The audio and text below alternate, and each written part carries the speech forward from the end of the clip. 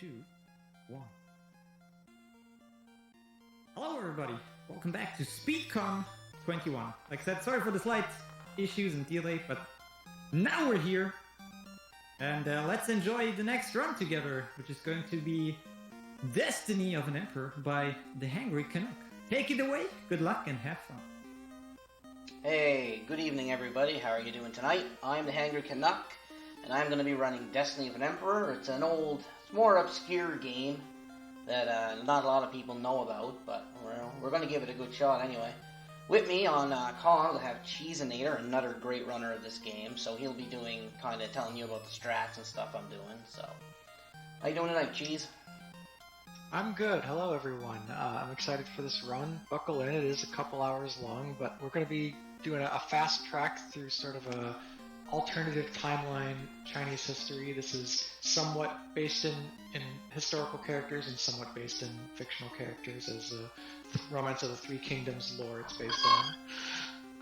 Alright, well, I guess we might as well get it started in 3, 2, 1, go!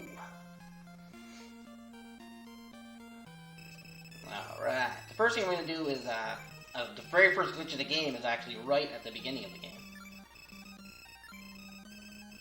So, Cheesinator wants to give that a slight explanation. Yeah, there are some good bugs and some bad bugs in this game. We're going to take advantage of a good bug here during this opening, after this cinematic scroll. So, if you go and do a particular death warp right at the start of the game, you can remove many of the enemies from the upcoming story battles, from about the next 10 story battles. Makes them substantially easier to win and allows us to use more aggressive fighting strategies. Yeah, so I'm going to grab some rations here. Rations don't play much of a part in the speed run, but in a casual game they do. And here we go. Got a couple of really interesting systems. We're going to start seeing them right away. The random battles, that's pretty standard for sort of this Dragon Warrior style RPG. Destiny of an Emperor is unique in that you're seeing like the sort of the avatar of a general who's leading an army, so you're not actually looking at hit points, you're looking at the number of soldiers in a particular army. We're leading an army and we're fighting opposing armies through simulated RPG combat. I wouldn't normally take it in there, but I want to make sure.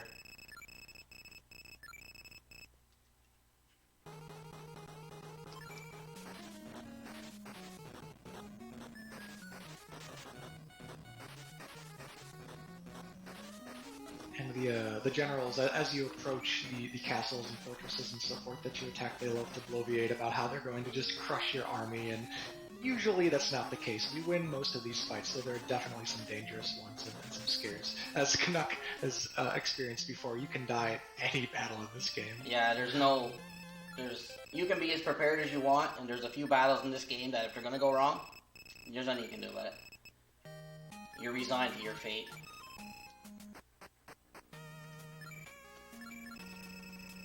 So this little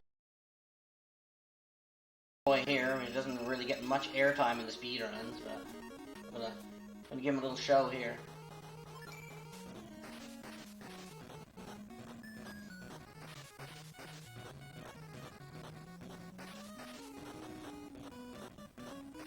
Yeah, so right now in this very early part of the game, we're doing the thing we said where we're setting up the death warp. We're trying to get a little bit of important money for our first shopping trip, and we're trying to get a couple of the free weapons that are available to sort of quickly power up our strongest attackers. We will be 3 units here, and then eventually, actually very, very soon we'll be getting a 4th strategist.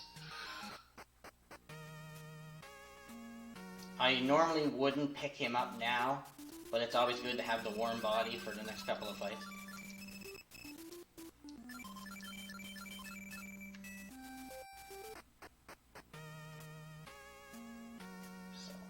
Yeah, of course, all the names of the generals that you'll see, and names of important story characters, and names of the magic spells as well, they're all sort of Romanized Chinese. Canuck and I don't each have like the greatest pronunciation. We'll do our best to communicate all these names to you. Yeah, There's a it's a kind of a different battle system in this game too. You have two ways of fighting a battle. You can do it turn-based, or you can go with the all-out option. You're going to see a lot of both from me in this run. So, the all-out was really nice they put in here. It's a quick way to do a battle. You don't really have to put in any inputs. But, of course, your defense goes out the window, so the enemy's going to do more to you, and you're going to do more to him. Yeah, when all out is happening, you can't control the direction of the attacks, so it's very suboptimal as far as like use of your resources and managing your health, but it's much faster for fights that you think you will safely come out ahead on. You gotta love the random encounters in this game too. They are so just random. Like I don't even know. Sometimes you'll hit like 10 encounters in 9 steps, and sometimes you won't get one for hours.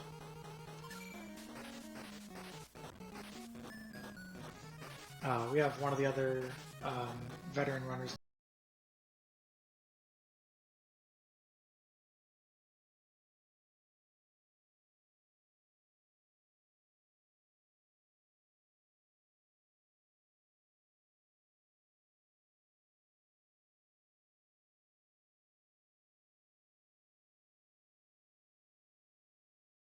Tilo, who could tell you all the exact numbers. I think the random encounter rate when we're running around on path and grass is 1 in 32, and then it goes up to 1 in 16 on forest and 1 in 8 on mountains or something like that.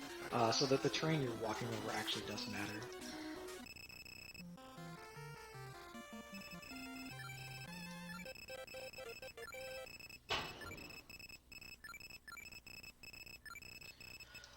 Ooh, that's a low roll on the tactical points, but that's about average for.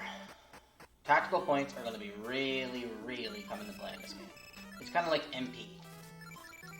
If you play this game casual and you don't know what the tactics do, I suggest you learn. Because it's pretty much the only way you're going to beat the game.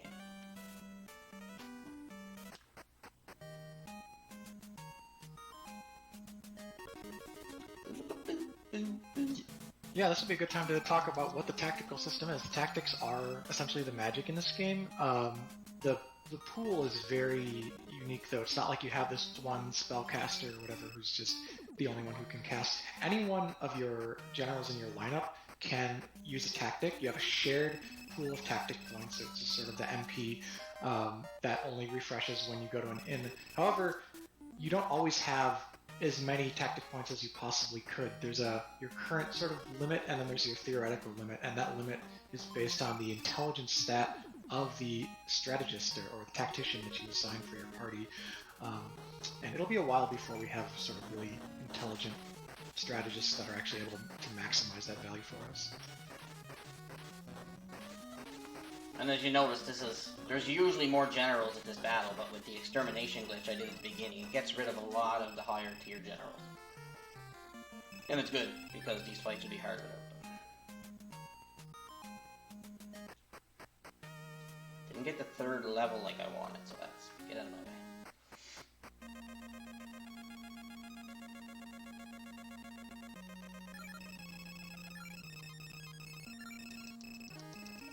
So now we're going to lose Liu Bei, but we're going to get his son, who is slightly better.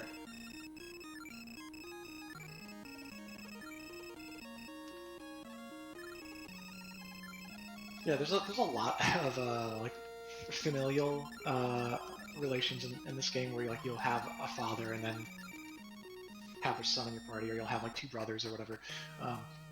We're gonna get Liu Bei's son here, and their stats are like comparable. Liu Bei's probably the better one overall, but Liu Feng is gonna have substantially more soldiers in his army, and that's gonna be important going into the next area where we're gonna need higher soldier counts because the enemy soldier counts are gonna increase as well.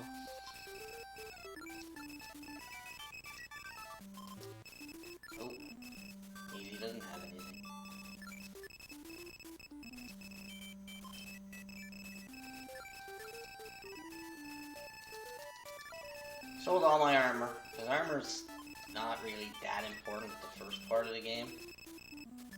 So I'm gonna buy some Resurrects, which, well, pretty self-explanatory. But they're really OP in the early game, because they bring you back to life with 400 soldiers, so early game, it's pretty much like a full heal.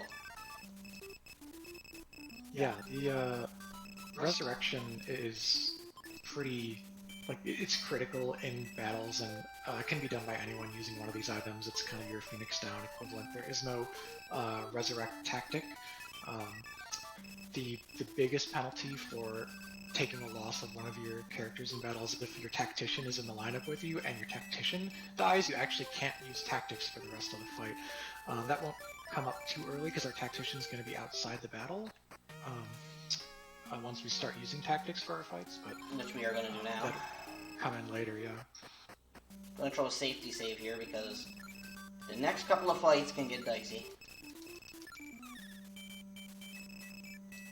So, I'm going to take it a little bit slower than we normally would.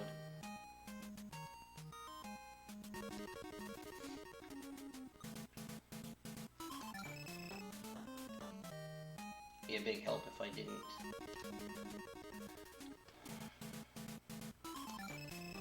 Yeah, also the speed run actually only saves one time, I think. I mean, maybe if you're learning the run, you can obviously save as often as you want while you're adjusting to it, but the official speed run only needs to save once because of a save warp reset. But for marathon, obviously we do not want to be repeating long stretches of the game, and this early portion is just treacherous. The next couple of battles you can easily wipe on or lose too many characters to be able to continue If forward. I can get to the battle.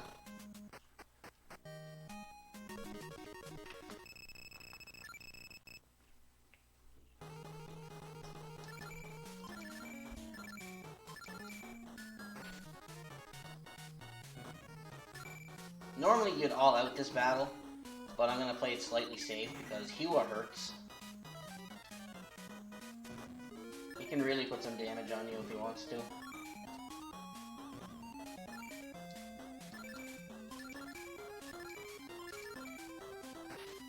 So, see? Yeah, we love to see attacks from the primary, like, stronger generals in these fights go onto the characters in our party that have the most soldiers. So like Lu Fang, we want him to be soaking hits, being that meat shield, because the other characters, they're at this precarious HP total. You saw that Guan Yu dropped under 100 soldiers. There are breakpoints where you get multipliers on your attack value at 10, 100, 1,000, and 10,000 soldiers, and to simplify the math, it's about half. Your attack is going to drop by about half when you're under one of those breakpoints, so it drastically reduces your offensive capabilities in battle. You want to set your battle order, do your healing, and really just hope for good attack luck from the enemies to try and have your strongest fighters above those breakpoints as often as possible.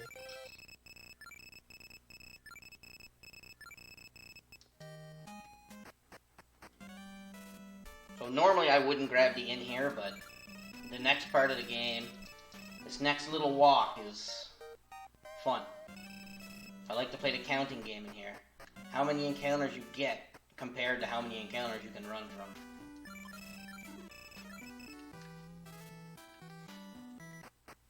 As everybody knows, the Gold Key Cave is really bad. But what we're going to pick up first is a horse. If you notice, Lu Bu gives you a hint about that, but he doesn't tell you what fence it's from. Number one. Yeah, the text unfortunately is very vague. My couple of practice runs, my caves were horrible. I think I was like 12 or 13 encounters. If you notice, I'm walking along the top of the wall too. In certain colored dungeons, the tops of the walls where the shadows are safe squares. You can't get encounters on them. So we try to maximize that as much as possible. Because I mean, encounters in this game are bad. Yep, that's another one of those good bugs. We haven't talked about the bad bugs yet because, frankly, we don't want to wish ill upon ourselves or curse it, but there are some crashes, there's some possible run-unders. It's doing so good, too. Oh, I haven't failed a run yet, so that's a bonus.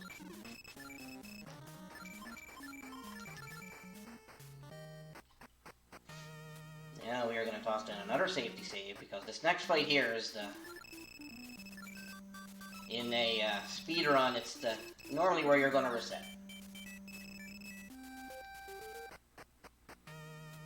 So, you might as well have your finger on the reset button. Yes, this whole sequence in the Gold Key Cave, I believe, surprisingly, is not essential, but it is very, very helpful, especially for the speed run, because you get 2 prizes out of it. The Gold Key, which we'll see a little bit later what that rewards us with, and also there's this general at the front of the cave who only spawns once you've picked up the Gold Key, and he's going to be in our party for quite a while, like in probably the next 45 minutes or something. I think this is the largest reset of everybody that runs this game.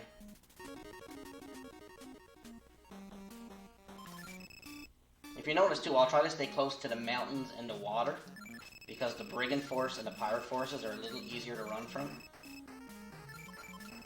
Oh, sorry.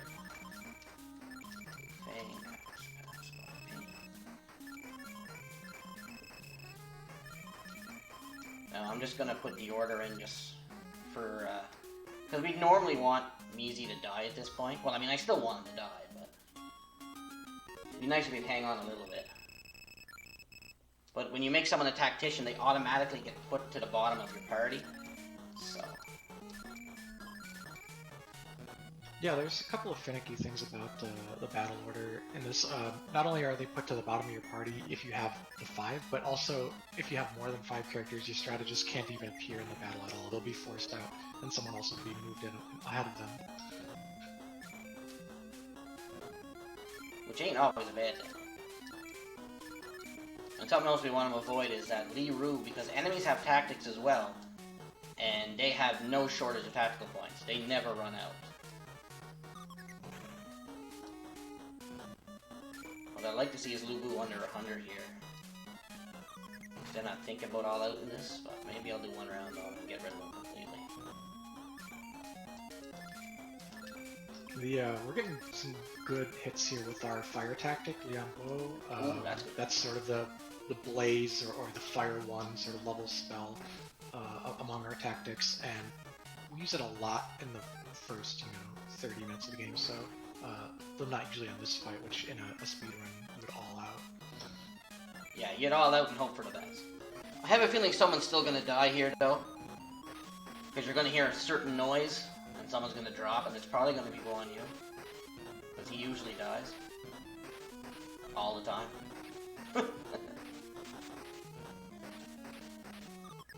Oh no, you get it on Lu Fei instead.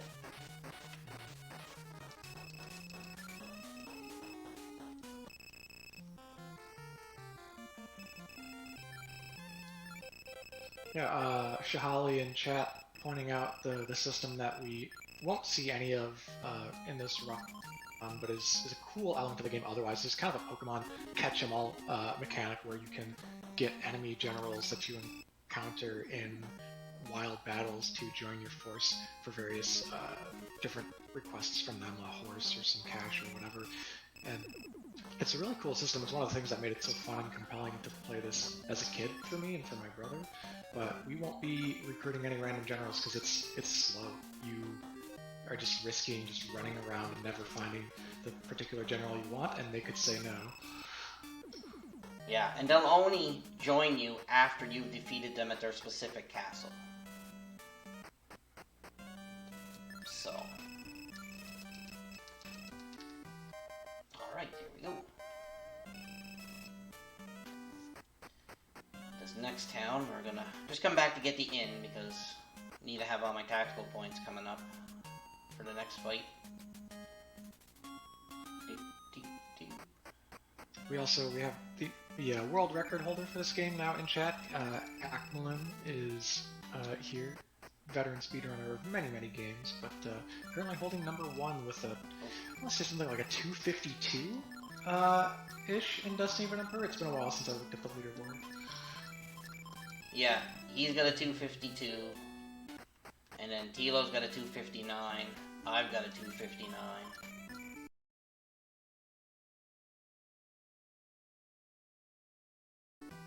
And I think you're at 304. I'm a slowpoke. I'm up there with 306, but I also haven't run this since like October. Oh, I thought you had a 304. And then Sun has a... I think you got a sub 310 not long ago. Oh, nice. I think you did. Not so sure. But there's only 5 runners that run this game. Yep. And you've got 4 of them here now. So...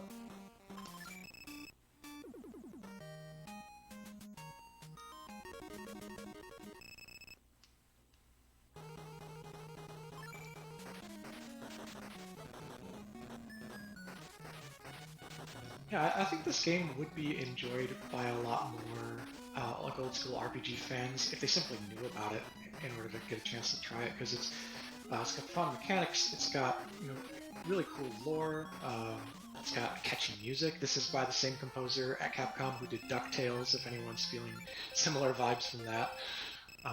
It's really wonderful, and there's a lot of fun casual mechanics, like we said, the general recruiting, and just setting a unique lineup of just whoever's your favorite to take into your fights. You can grind up really strong and overpower your enemies. I'd really like to see Mizi go down here.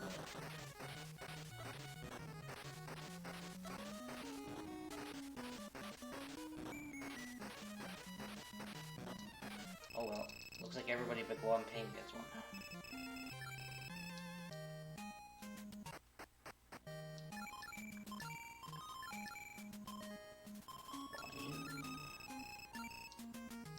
I said everybody but Guam Ping.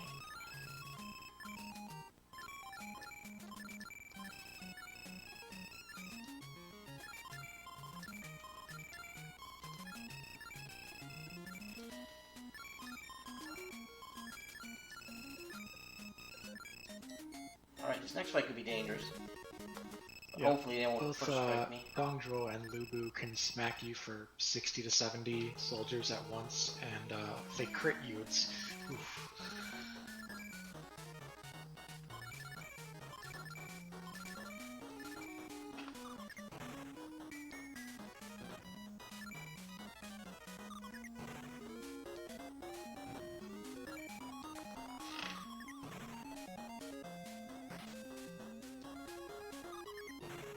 Ugh, those are some bad rolls.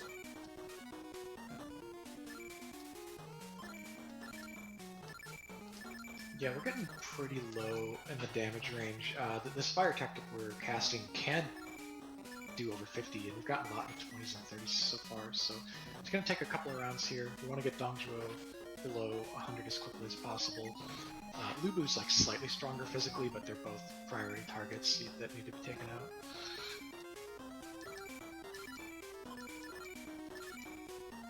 And you see my tactician already got taken out, but that's fine. Well, we got Dongzhuo below 100, so that's good. Oh, you had to go and fail. Alright, what do we got left for MP here? We got lots. Heal you.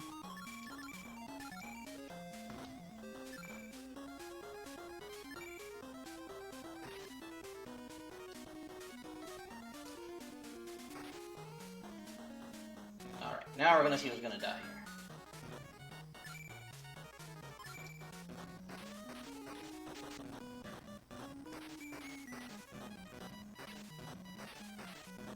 Also failed a couple of fire tactics. You have a failure and success chance of your tactics in this game based on your intelligence and the intelligence of the target, as well as there are different rules for some of the different tactics in the game. So yeah, you can just straight up miss, especially if you're going against higher intelligence generals, and in fact you will often miss.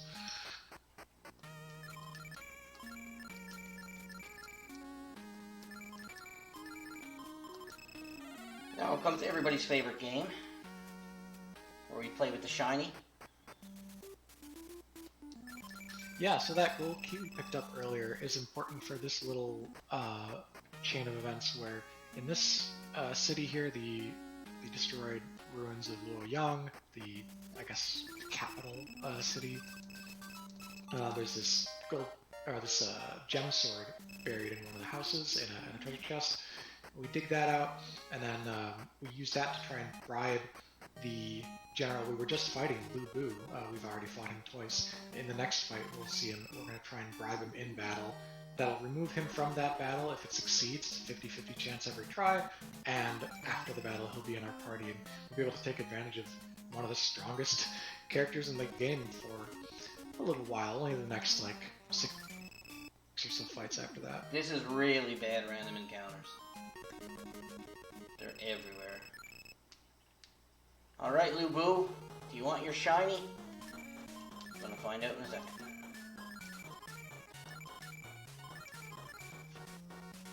Nope.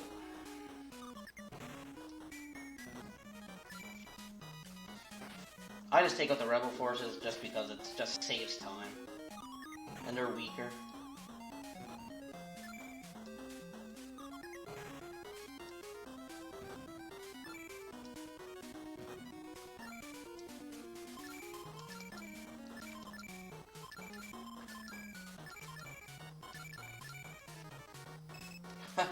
Here we go.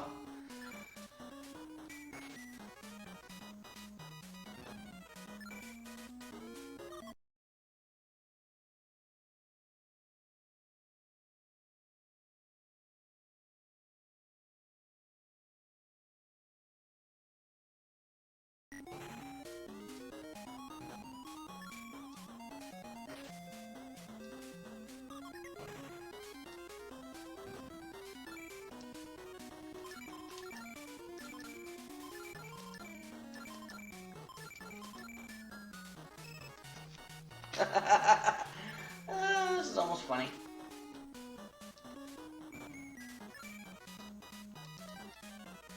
Wow, Guan Yu's missing a lot of fire tactics.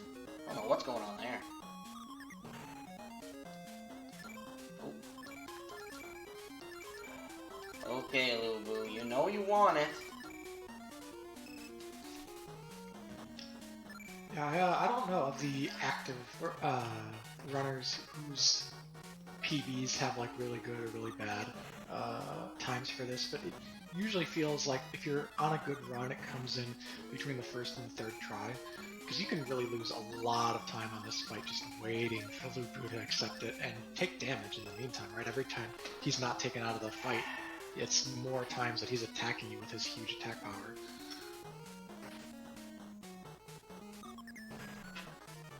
Well, we're getting into the nitty-gritty here.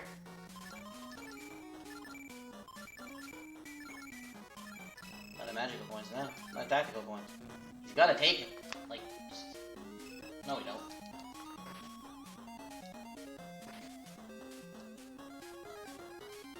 Holy Lord. Guan Yu, is he ever missing? Oh.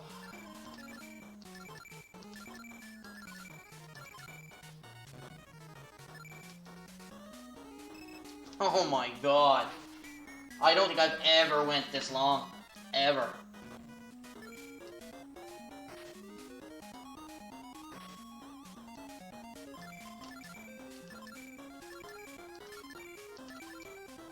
Yeah, it's a coin flip simulator. Just you know, pick up a quarter from your desk or whatever and flip it 10 times in a row and see how many streaks you get of heads or tails or whatever. Because that's what we're doing. Is just He's gonna be trying to get heads once. He's gonna be the only one left at this rate. Oh, come on! This is absolutely amazing.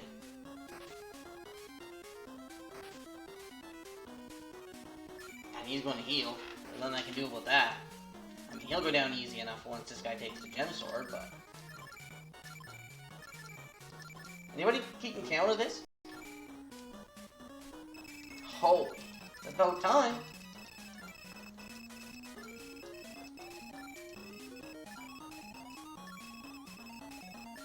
So here's the riddle about the horse, but they never tell you what gate to go from. So, you know, we could possibly wipe here. Doubt it.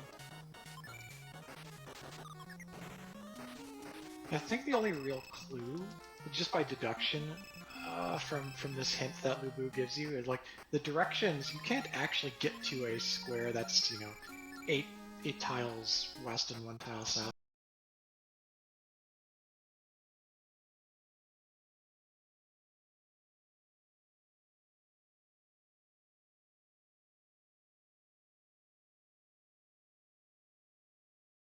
from just about anywhere else in this recent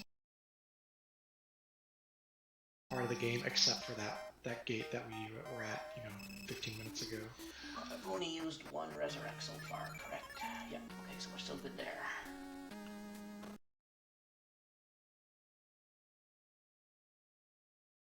I like to carry 3 with me, so we're gonna save.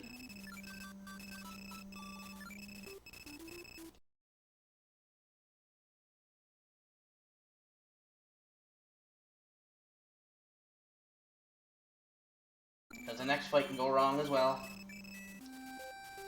Like every other fight in this game. I probably should have picked up the glove before the save, but whatever. Searching pot. Yeah, Shahali... Oh, go ahead. Yeah, this pot's got our first club, and clubs are a great offensive upgrade, especially when you can immediately put them onto a character as strong as Lubu. First unsafe square of this thing, get an encounter. Sounds about right for a cave.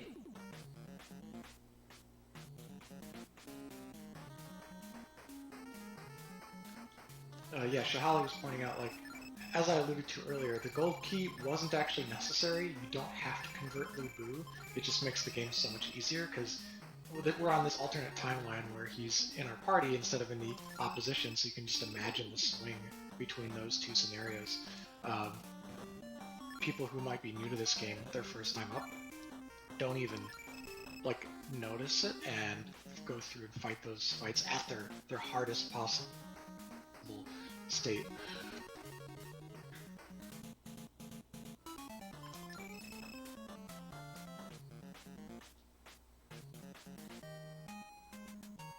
So I'm gonna hug the water here, so if I do get an encounter, it should be Pyro Forces if it doesn't have a general in it.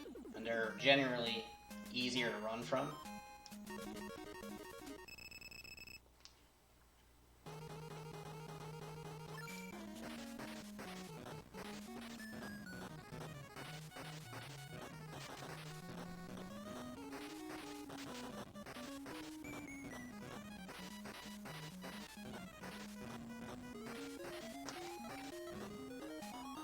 We're gonna stop and do one round of healing here. Just because. Because we can.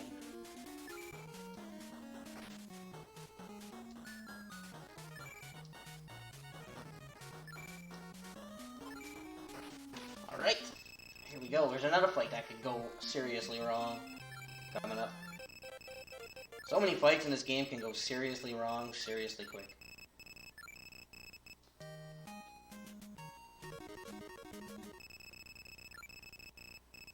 Yeah, any fight where the enemy can use a tactic, right? There's a difference. When you're all outing, you don't control your inputs, you can only do regular hits, but your enemies can still use tactics, so they have an advantage during all outs like that. Any battle where they can do, substantial chunks of your HP while you're trying to all out them can, go south quickly. That went better than I expected.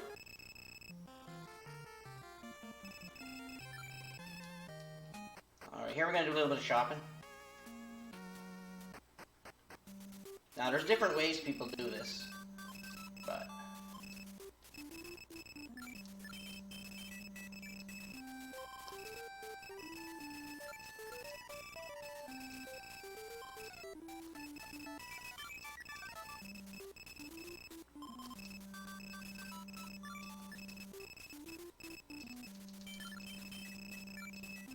I'm going to buy up a power pill for later. I'm not going to use it right now, but it'll be good for later.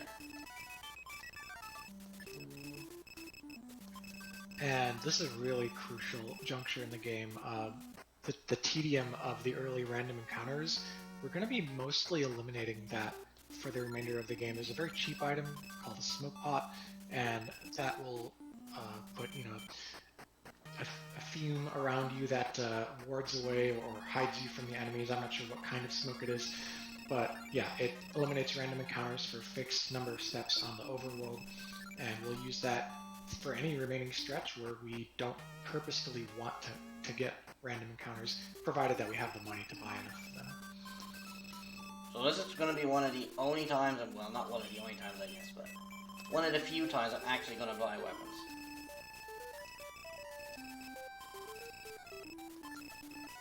Yeah, the game does a pretty good job of feeding you a steady stream of weapon upgrades. Just about every town or fortress coming up, and there were some early on, obviously, that had those axes, will have like a current tier or one or two higher tiers of weapons just able to be found randomly on the ground, in pots or in chests. In order to advance the plot, we have to go talk to a guy up here.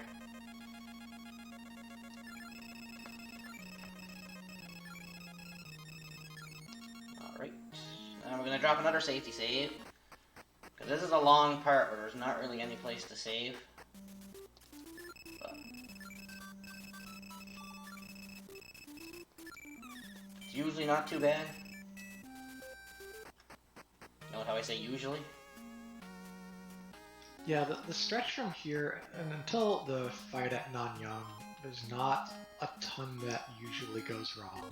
Like, fingers crossed, it's a pretty straightforward stretch. Because you have taken the random encounter luck out of it by getting those smoke pots in particular. Except this first part here. I normally buy 4 smoke pots, but I decided to buy the extra leather, so I shorted myself a smoke pot. But it worked out. We're going to wall out the next couple of battles anyway, so and hope nobody dies. I know the way Tilo does it, and I don't know, Cheese, you do it this way too. You guys buy 5 leathers and just keep going with the axes. No, I usually do 3 leathers, I want to say. 3 leathers and a bunch of clubs. It's been a while. Like, I legit haven't played this game in 6 months, so, or 5 or 6 months, so yeah, we all have our different notes. There's slight variations in everyone's route.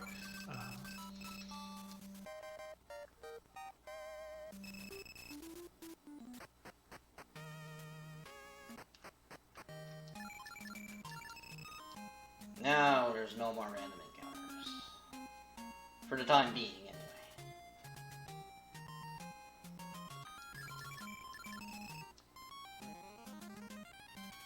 And you try to normally smoke pot before the dialogue box comes up to say, you know, your smoke pot has ran out. Yeah, that's one of those small optimizations that takes a lot of practice of knowing exactly which tile you've used your smoke pot on, which one it'll end on. Not super necessary though, but it does save a couple seconds of dialogue. Yeah, you won't see me do it all the time, because I don't have every single square memorized or whatever, so. But that was not bad. Normally this fight here is the fight where you could actually lose somebody. I've lost 3 somebodies on this fight before.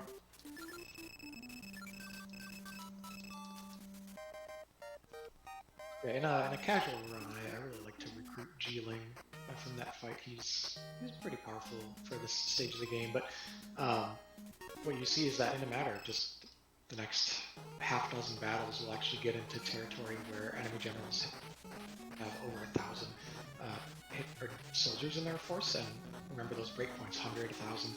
So just by virtue of having more soldiers, even if their base stats are worse, they'll be more powerful.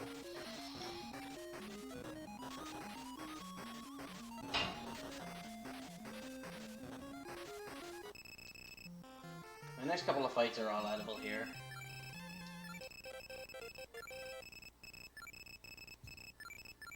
Oh, they're gonna get another good weapon in here. Gotta check every house, because there's always something in a pot or in a chest.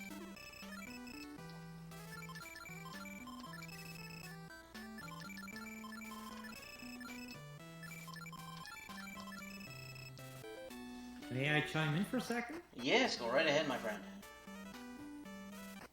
It does look like that you are dropping some frames on your end, which makes the stream just a little bit laggy. Oh yeah, it looks like it. My bad. Yeah, I've seen a few, but it looks like we're back to a smooth stretch in the game. There was a period of like 5 minutes or so where it was lagging behind around when you were at Chang'an Castle, but it's looking better now. Yeah, Yeah, I don't know. Sometimes I can go whole streams without dropping frames, and sometimes it'll drop them. I don't know why it is. My internet's good, so. Hmm. Are you potentially downloading something on the background that is Nope. draining your internet a bit? Nope. I wouldn't think so. Okay, okay. Let me know if it gets One too thing bad. that might help is if you lower your bitrate by a bit. Yeah, I don't know if I can do that without stopping the stream, though. You actually can. Like, changing bitrate can be done while streaming. Doesn't require a restart. Interesting. So, coming up at the Nanyang fight here, we've got these two really straightforward gate fights. All we want to make sure we do is go into the sort of main story battle with enough HP. We want to probably keep everyone at 250 or 300 or higher, so we might stop to do a round of healing. But then there'll be a really interesting kind of, not bug, it's actually a feature, but just something that is not super intuitive, where we're going to actually make the next fight easier.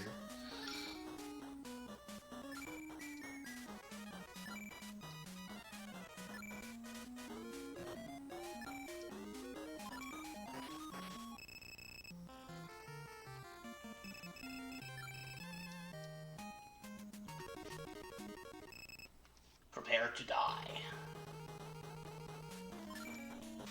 Yeah, by attacking this particular castle from the west side, which is a tip given to you, I believe, by like a townsperson or someone you would have encountered up to this point, we remove what's normally a fixed extra defensive rating that all generals get in their at their castles. This is the only castle where that applies, so we'll actually be doing a lot more damage than usual here. That was actually very good.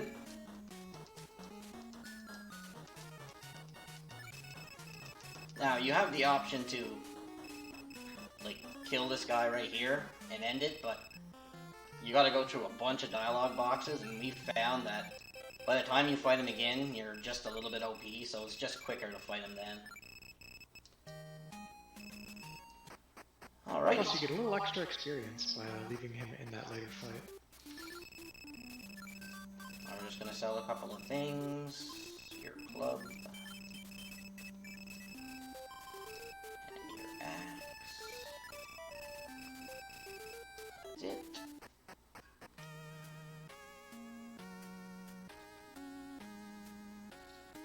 And unfortunately, betrayer that he is, the stretch of the game where Lubu is on our side is about to come to a close. Someone just left get out of this town. Someone just left a trident lying on the ground for no reason whatsoever. Oh yeah, watch feet. It was good enough. They were good enough to put it in a corner where nobody would get hurt, but still. Yeah, the trident is a massive upgrade here. It's like a good tier and a half higher compared to the weapons available.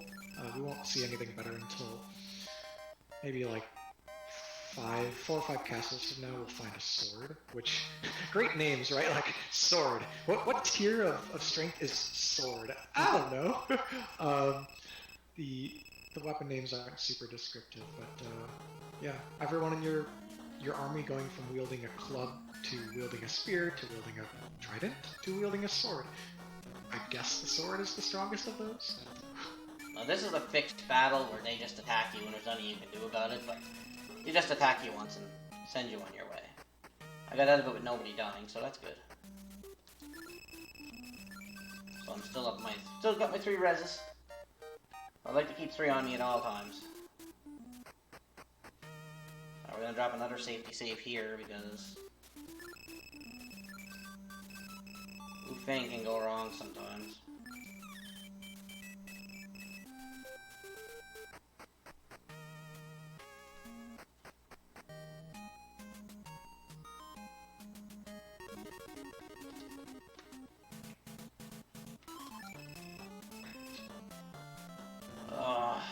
Oh yeah, of course.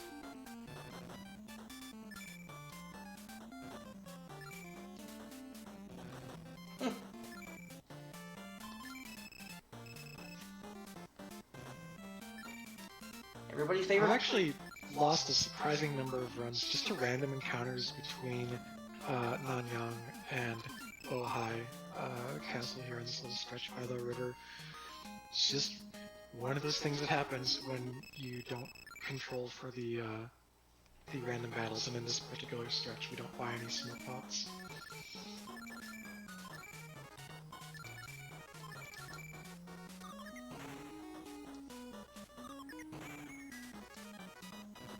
Oh, we needed some good rolls.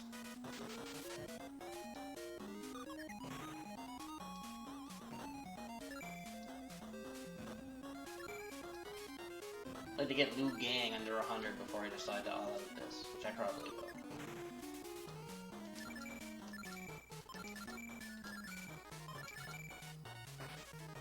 I love to see those big hits. The power pill is an attack doubler. So putting a power pill on your strongest physical attacker by raw stats with your strongest available weapon, just seeing all those numbers go up, very satisfying. Oh, I know I don't fail. I mean, we might lose Guan Yu here, but it's alright.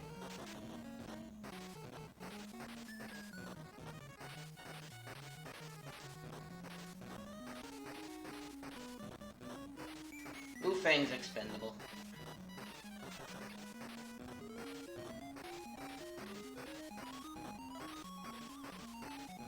If you notice, we're actually going to be rotating the party quite a bit here shortly, so like half of our party is expendable. Oh wow, nobody died. That's weird. Normally they just like to target the lowest guy and wipe him out right away. Alright, if our host has anything to say, I got a bit of a shopping trip going here, so if he wants to chime in, he's more than welcome. That's perfect timing. I was just about to ask if I can get a little moment. Yeah, hey everybody who has just tuned in for this run. Just wanna, what's it called? I'm forgetting words, this is embarrassing. Yeah, anyway, we are SpeedCon, by the way, SpeedCon 2021. We are a weekend-long speedrun marathon that is normally held in Potsdam in Germany. But due to the situation with the virus and all of that, we opted to do our marathons online for the moment. Inviting players, speedrunners from all over the globe, which is pretty cool. Reaching out a little bit. And we are raising money for Save the Children, if you haven't seen that already. So far, we have raised $142, which is quite impressive. Not too bad. And if any of you in chat want to help us out here with some donations, you can either find the link to donate below the stream, or by typing !donate, or you can head over directly to speedcon.eu/donate. And there you can also find all the cool incentives and bid wars that we have going. For example, the next game after this game, Final Fantasy VII Worlds Collide, we got some naming incentives there, or you can name the 2 starting characters. Currently winning is Atma with $13, and right behind Edge W with $10. So if nothing changes, those will be the 2 names. But of course, you in chat have all the power to potentially change that and get in the name you desire to for Final Fantasy. So if you want to, and you can spare some money, we would appreciate it if you did. Yeah, thank you very much, everybody. And back to you guys. Alright. Cool, thank you so much. If you notice, I'm taking battles in here. It's because I want a certain number of experience before I hit the next castle. This will be one of 2 grinds you'll see in this run. This one here, and there'll be one later on.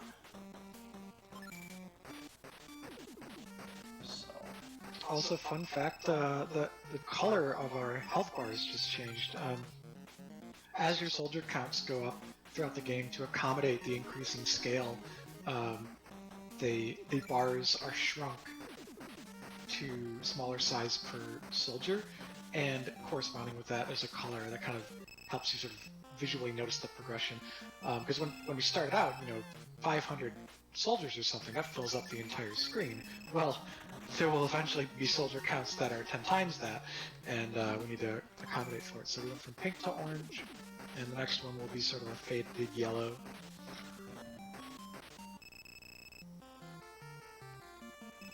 So that put me at perfect.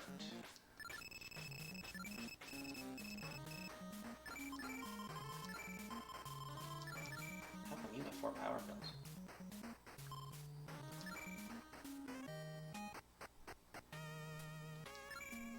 Shouldn't happen.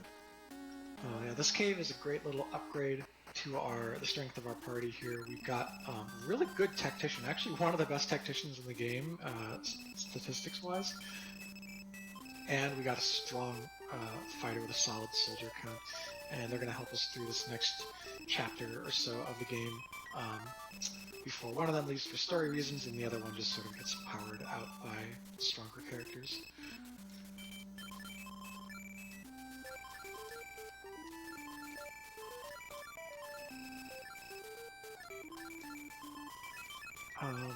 There's a progression element in this game we haven't talked too much about, which is that some of the generals gain soldier count as you level up. It's this very traditional more HP when you get a level on an RPG thing, but not all of them do.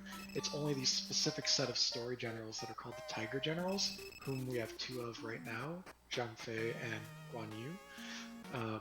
But the rest of the generals don't, so we keep the ones throughout the entire game, basically, that are getting soldiers as we level, but the ones who do not, who have a fixed soldier count, they gradually rotate out as we progress and find similar stats, but more soldier count on later generals. Now, the next 2 fights coming up are pretty dangerous. Not the next one, but the one after is probably the most dangerous fight there is. Yeah, definitely. There's some finickiness to this upcoming one here, with especially with whether they land like an AoE tactic on you. There's a tier in the fire tactics. We've already seen the first 2 tiers. There's a single target, a stronger single target, and then the next tier that this general has is the 3rd tier, which is an AoE about 150 soldiers per hit, and if a couple of those land, it wipes out your party quickly because you only have 300 to 500 soldiers. Well, normally I'd all out this one, but these guys hit pretty hard, so I'm gonna drain them below 1,000 first. Maybe take them down a little bit further.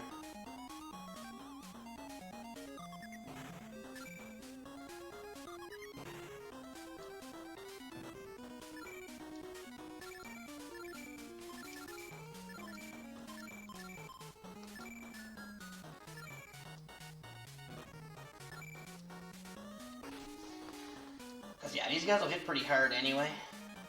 So, I mean, you can buy reses in this town here, so if you lose somebody, it's not all bad. But, see if we can do it without losing anybody. Now we should be safe all out now. Yeah, this town here is going to be a good haven to prep us for the next fight. Well, they said it was going to be okay. Items. And there'll be a bow that we can find on the ground, and the bow is actually pretty unique. There's two cool things about bows. One is that they attack twice, taking advantage of if you've got strong base attack, attacking twice is better than just once with maybe a slightly more powerful weapon. And the other is that bows are a lighter sort of weight class, and they're actually able to be used to their fullest potential by weaker, like low-strength tactician-style attackers.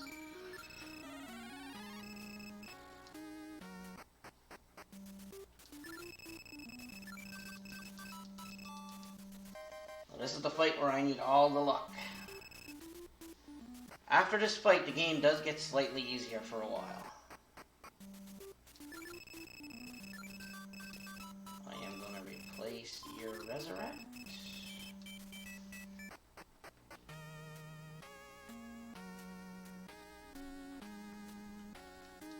Yeah, we are, to a degree, as Shahali and Shet points out, we are sequence breaking. Not really, like, there's nothing in your way. Of course, you can go this way if you want to, but the game's intended route was actually for us to have gone north and to the east of Nanyang, where we had that cutscene with the person that we chose not to execute. Alright, here we go. Pray I don't get it first. Yeah, this is one of the top 5 hardest fights in the game for sure. Okay.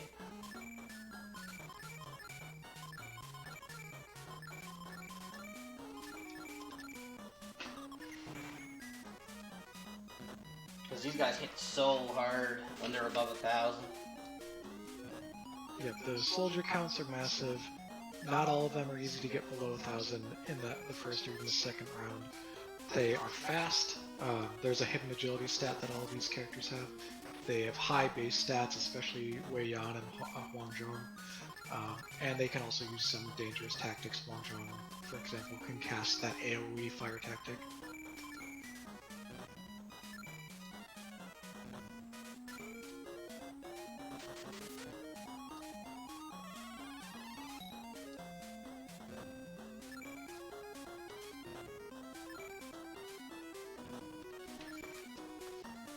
Not sure if I'm going to have enough to get rid of them, but yeah, we should be fine.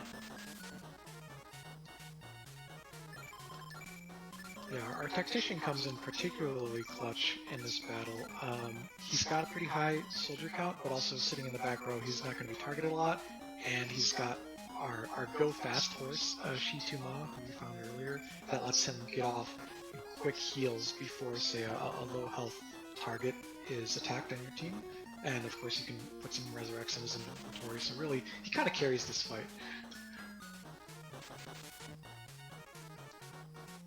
Actually, this is going better than I expected. Probably shouldn't say anything, though. I'm just going to use the last power pill to bring him down.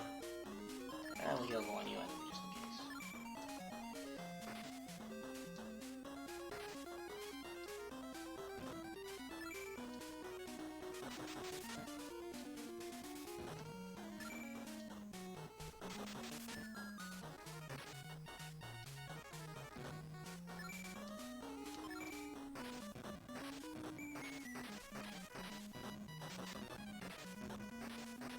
Yeah, so this actually went really well. Yeah, this could have went a lot worse, I think.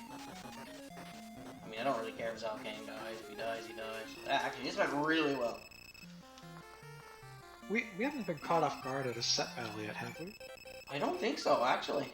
I think we've been pretty lucky so far. Shouldn't say anything. Yeah, you can get caught off guard and have the enemy go first before you get any inputs in major story battles in this, and it sucks. Like, they can just wipe out, one or two of your characters before you get a chance to act, and you start out on the back foot.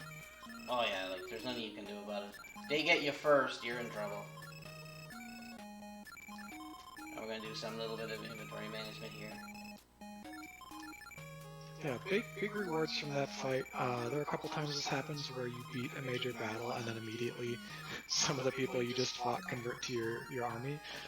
We got two really powerful generals. Huang Zhong is a tiger whose HP will go up over time, and Wei Yan is fast, powerful, high raw soldier count. He's going to be with us for a very long time, at least the next hour, I want to say.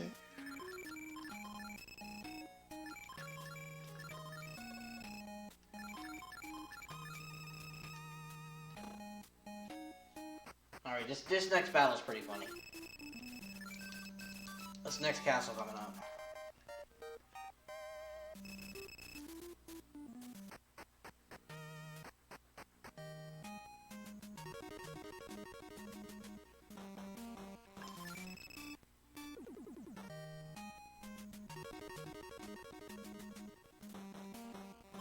And if we manage to get super bad luck, I do have an endgame save.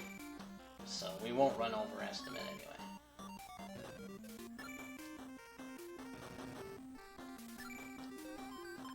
But this is basically almost to the end of random encounters, so.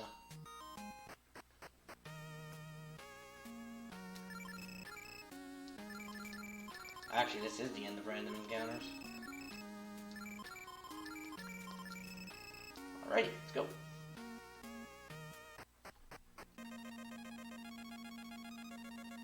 Now, you don't want to say yes here. I've said yes here many times.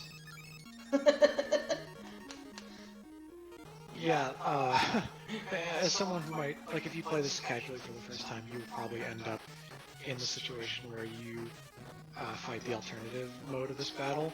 I thought, as a kid, that it was mandatory that you fight this the other way. You basically stay in the inn, then they surprise you in the middle of the night and fight you with, you know, you're unprepared, and so you go into the battle with like 100 HP per general, and if you don't immediately do an AoE healing tactic, you'll probably get wiped out. I've said yes there too many times. Okay, we're just gonna sell a few things here. Your club. Not Cheetah. Your club. Yeah, we're at that point where we're getting those super strong weapons. As I was talking about, the sword is... Again, I don't quite remember the specific number values, but they're very, very high attack class. They're not going to be outmoded until we get battle axes, I think, in like half an hour.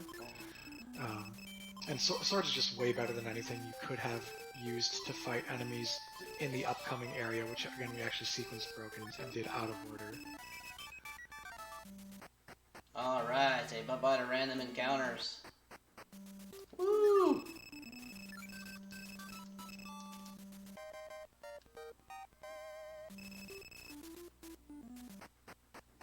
Yeah. When you get all the swords on this route here, it's just... It makes the next couple of fights on the other side just... This is where the game says, okay, we beat you up for the first hour of the game. We're going to give you a 40-minute reprieve before we beat you up again. That's basically how it works.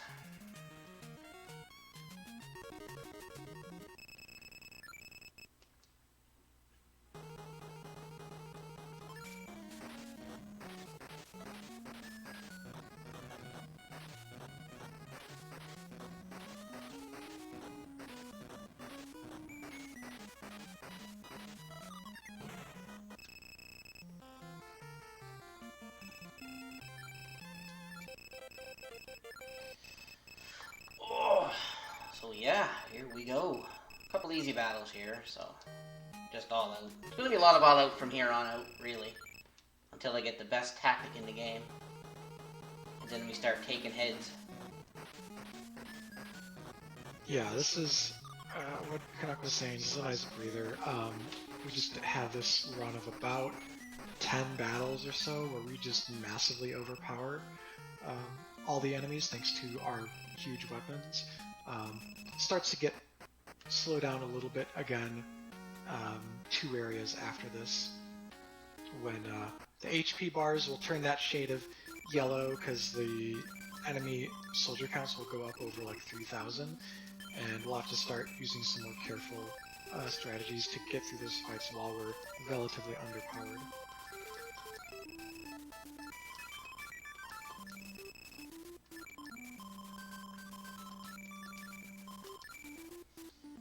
Now we gotta go buy us a key.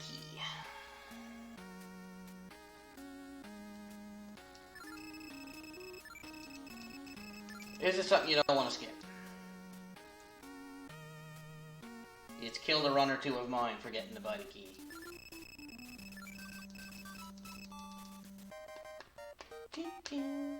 Cheese's root, Pang Tong. Yeah, there's something that most speedruns, of course, skip, as it's, I think, been deduced to be the faster way to go. But as a casual player, you absolutely do not want to skip this one general from the area just prior. Pang Tong is this legendary tactician. He's pretty substantial in the lore, and he's got over 3,000 soldiers. He's got one of the highest intelligence values in the game, and he's even got respectable attack power to go along with those soldiers. It's a big power spike if you pick him up. The problem problem with getting him in the speedrun is that there's some random encounter RNG to how long it will take. But he does have some major advantages in terms of tactic casting consistency throughout the mid game, as well as just making your party safer overall by adding, 2,500 soldiers over the next best option.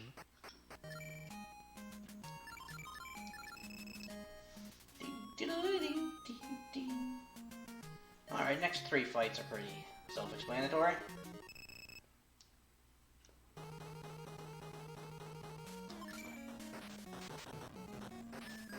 We are about to get the best guy you can get. Our main hero.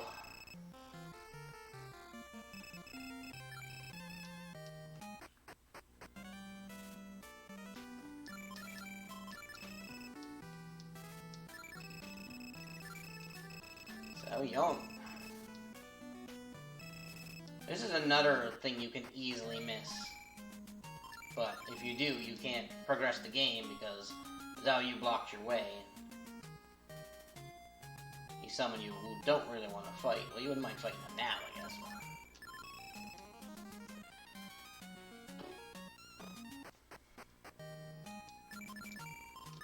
I'm gonna use the letter. Now he will not be able to join me right away because my party is full at this point in time. So he automatically goes to the reserves, where we will pick him up later. Yeah, super cool guy. I love Zhao Yun. Really strong scaling general, has super high base stats both in his intelligence and his attack power, and will have some of your highest soldier counts in the end game. Only drawback is he's a little bit slow compared to the rest of the party, but being slow has its advantages too. Like other turn-based RPGs, agility, helping predict attack order, can actually make you plan out your turns more efficiently by, say, using your faster characters to cast strength buffs on slower characters who get to use them in the same round. Alright, next couple of battles now. This is where you were supposed to go first. As you can see, they're still a little bit tougher than you, but I mean, normally you're here with bows, and if you don't know anything about picking up the weapons, I don't know if you can get bows by this point, to be honest. Oh, there's lots of party switching.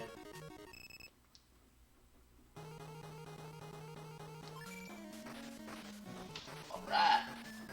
Well, this next fight can still be dangerous. I don't think I've ever wiped to it, but it's possible.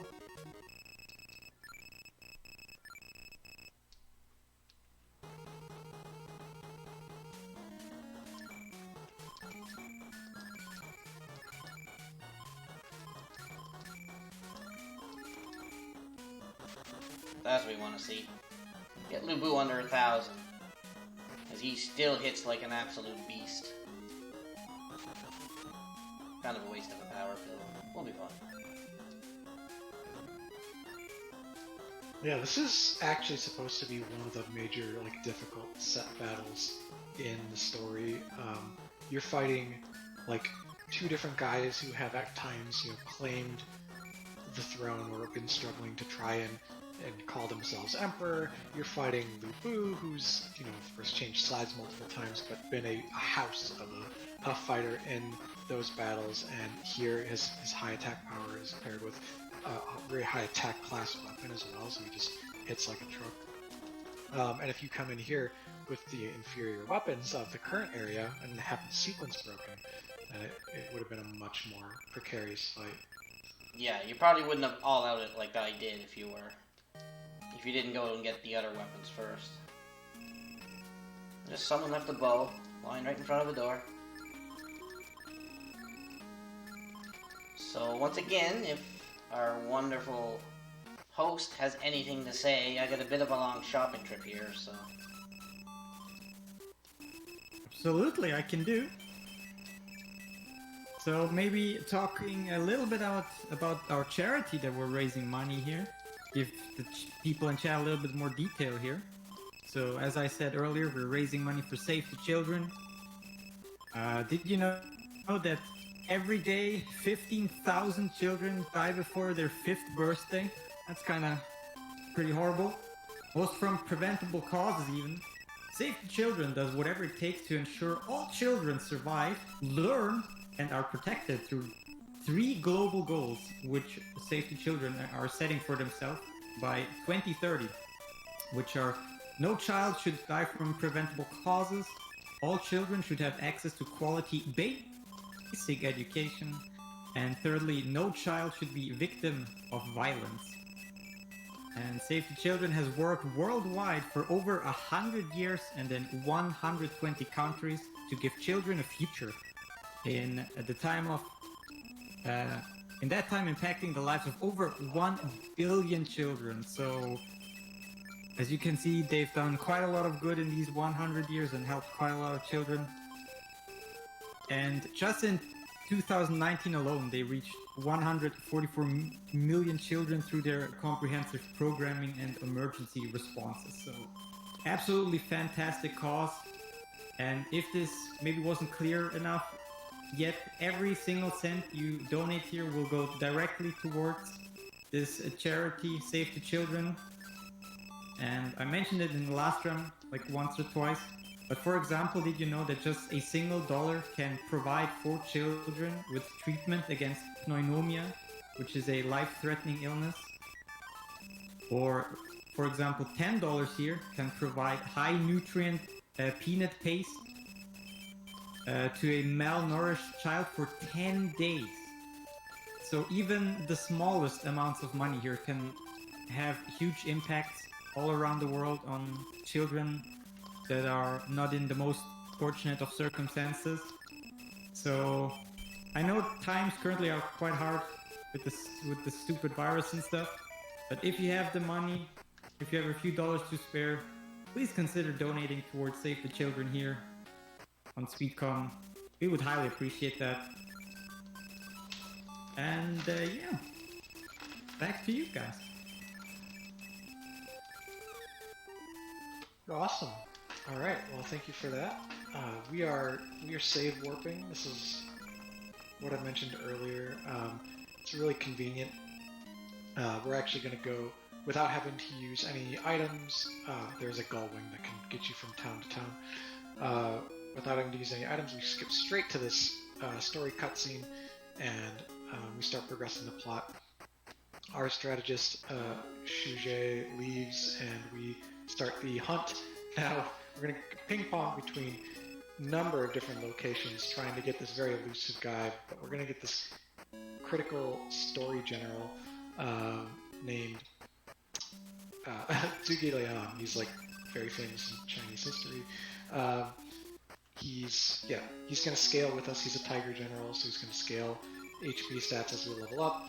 He's got the highest intelligence rating in the game, can learn the best, strongest tactics, will be clutch all the way up to the end, but we've got to hunt him down first. Now this is where a few routes differ. Not everybody picks up Malang there.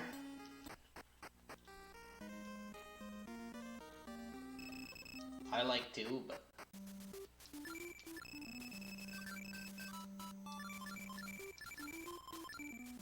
Yeah, there are 2 different sort of classes of tacticians in the game because of the kind of unusual system for how tactics are learned. There are only 6 slots for tactics, and the ones that you learn to replace older ones in a given slot at particular level ups are based on the intelligence of the general in question. And so being at different breakpoints will actually get you a different set of mid to late game tactics, and we need some lower intelligence generals than Zhuge Liang to get an alternative, really critical tactic called On Sha. That's why we picked up Ma Liang there. He's going to be our On Sha caster for a stretch of the sort of mid-late game, but we won't see that for quite some time. I'm gonna pop out a save here because I need to do some billeting, and well, this game has a kind of a glitch.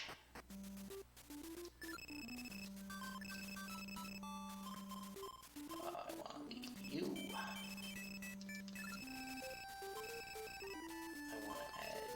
there can be some crashes when you're trying to swap characters in and out in the billeting hall. Just protecting against that.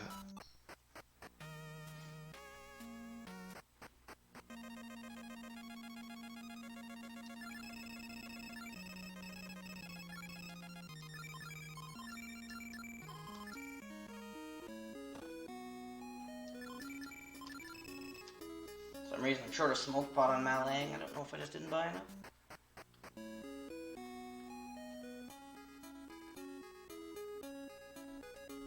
Yeah, this section involves using like 6 or 7 gull wings, most of which are for us to go back to Nanyang and then walk to Gileang's house, where he and his brother live.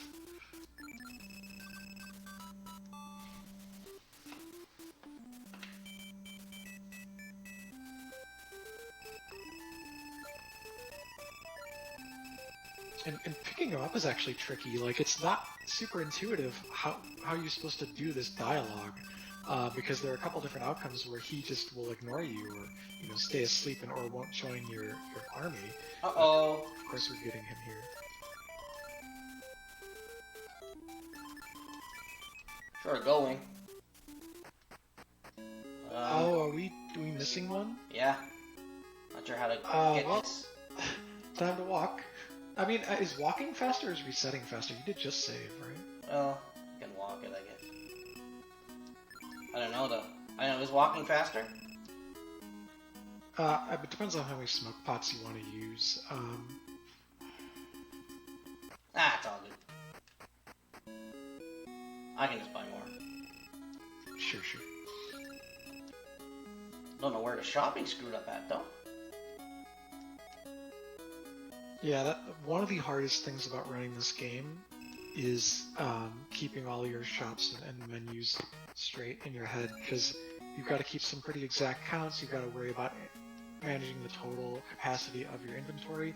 You've also got to worry about whose items will be in whose inventories when party members swap, because partying generals that left at a certain time have, like in a certain order, have their inventories go to future generals who join based on the order they join you. It's a complicated system. All the free stock.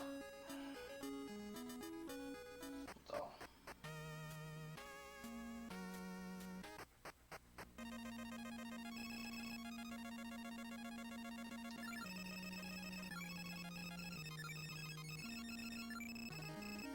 That being said, I think this run for your typical RPG runner is actually really accessible once you have notes for shopping, which you can just get from another runner.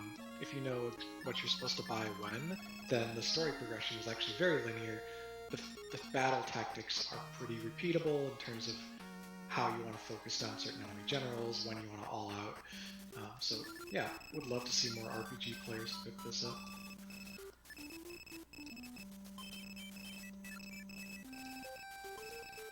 Buy more smoke pots.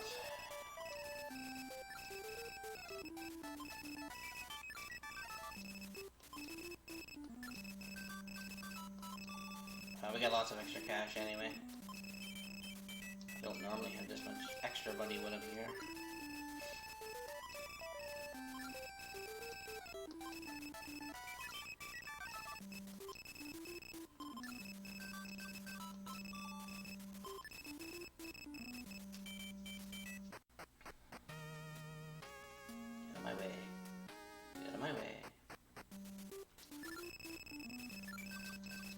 I'm thinking about this town, they guard the doors.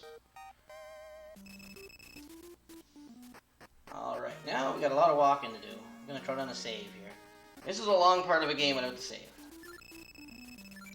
So, and we got a couple of battles that can go off the rails pretty quickly if things go wrong, so we're gonna hope it don't. Well, there's my going. Oh yeah, I bought one for you, didn't I? Let's give that to you.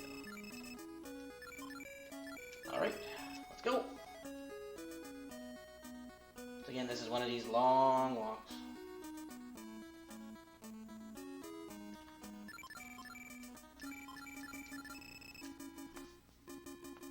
This is the part where I want Malang to die. Like, I'd like to see him dead. That would do me wonders. But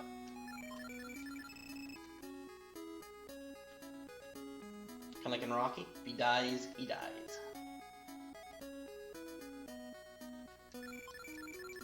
Like I said, I don't have the exact squares mapped out for the smoke pots. I kind of just guess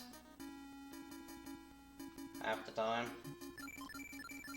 By the way, it's especially crucial that we keep up our smoke pots throughout this whole stretch of the game, because we can get a random encounter where once again we see Lu Bu, our old friend, and it's actually not that scary of a battle, but it would be time consuming to try and run from. Where he's got over 7,000 soldiers. We want to fight it eventually for the experience, but for now, we do not want to waste resources on it, so smoke pot, smoke pot, smoke pot.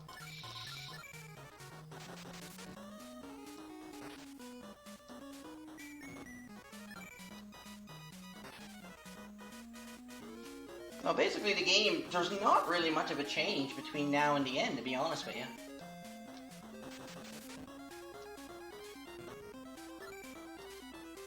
After we am pretty hardcore though. I'm gonna play this just a little bit safer. Oh, my PV didn't have that bad of Lu Bu shenanigans, but it was pretty bad. That's good, take out Malang, I like to see that. Just wanna get Zhang Ren under 1,000, because he's the big hitter. We can just all out and see if they do me a favor.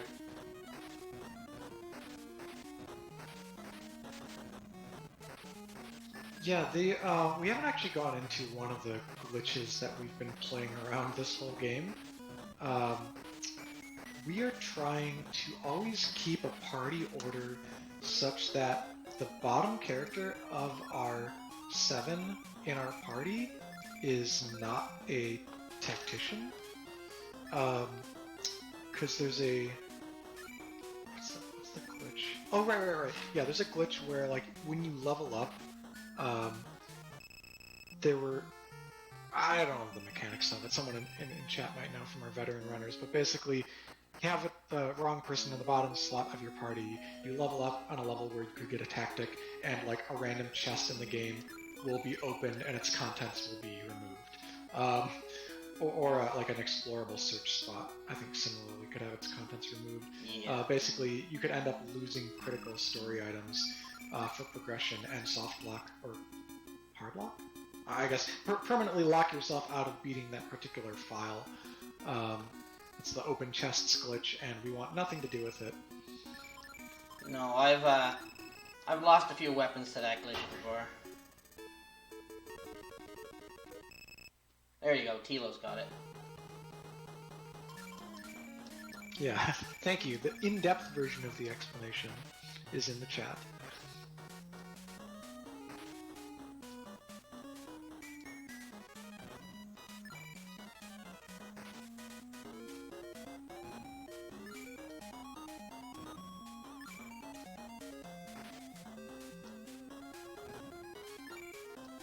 So yeah, party order at pretty much all times in the game matters for multiple reasons, for glitches, for battle strategy. In this stretch of the game, Canuck is trying to get his top character to die so that we can put better characters in the lineup while holding this guy around for a while and keeping that optimal party order. But having him in the top slot as a tactician as well is helpful in the this next fight where we want protection against a certain enemy tactic that checks against the intelligence rating of your first position general. Plus, I like going into this next fight with full HP, because if they jump you, it's not good. I've lost a few runs to this guy, too.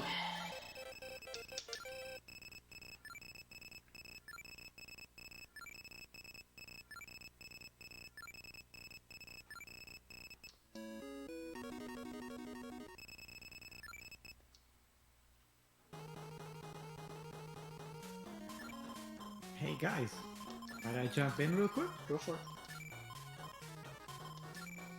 cool, because we got a donation here. We got $10 by an anonymous donor. And I'm not sure about the comment here. Maybe this is some kind of joke you understand, because I don't. But the comment just simply says, absent. Absent? Might be an allusion to something in Destiny of an Emperor. I don't remember specifically. Either. Yeah, but anyway, thank you very much for the generous donation. Those $10 go towards a incentive, which is the Aiden Chronicle, the First Mage, and naming the character Hangry. So that's very nice. Which is currently in the lead by $20, followed by Ridley Kill Jr. or something? Ridley Killer? So yeah, congrats! You're currently the winner of the bid war of the name incentive of Aiden Chronicles. Well, that's good. Awesome. And yeah, thanks again very much for your generous donation. We highly appreciate that. Thank you very much. Makes me sound like that was a Lastoid's doing. Now here's where I'd like to see Malang take the dirt nap. Oh, come on, Hank, come on. Do me a favor. Nope. No can do.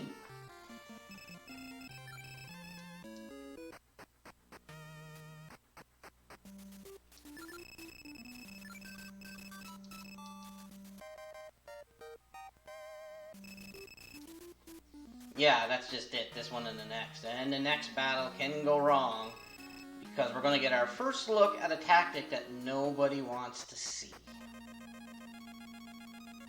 So. Oh, yeah. Yeah, the late game tactics in this game, pretty swingy, can be pretty overpowered, and kind of chancy in their outcomes, how they affect battles. G-Mian is a tactic that, for an undetermined number of turns, I believe it's like 50-50 to wear off every round, you stop all incoming physical attacks from the enemy team. And the opposing generals like to start using it on you around this stretch of the game. Sucks. Sometimes you're just sitting there, not able to do anything except maybe cast some of your own offensive tactics. Depending on the battle and the quality of your tactician, that might not even be good enough. But yeah, G-Mian can be very frustrating, and the next fight after this we might see it happen.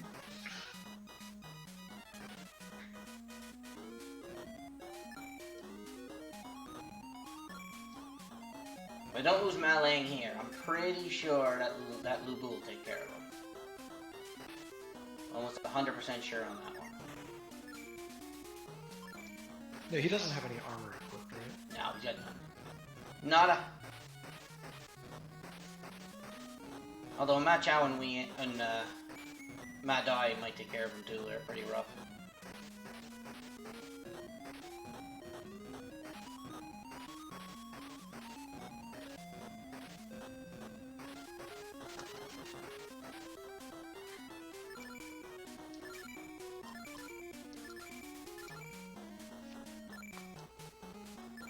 Alright, here we go. Random stuff, go!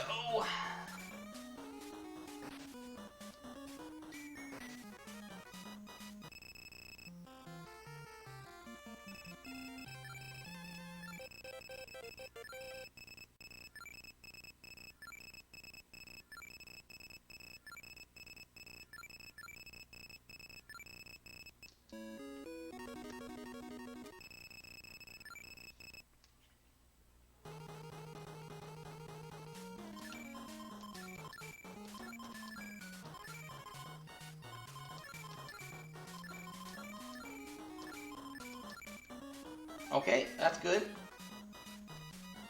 We actually avoided the thing I was worried about for now.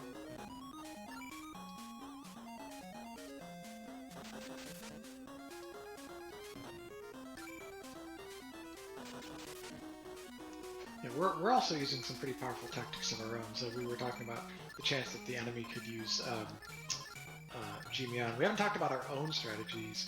We've got Beiji, which doubles a general's attack power. And yes, that stacks with all those other effects, like being over 1,000 soldiers, or like having a high attack power, or using a power pull, which also doubles. And if you double a double enough times, it's a lot. And as you saw in that first round of the battle, we did like 1,800 damage to Pangde. Also, we used Jiru, which halves the Mad incoming Die. damage from... Yes. That worked out good. Yeah, Jiru absolutely essential for getting through these fights where we're outmatched in terms of raw stats and raw general count.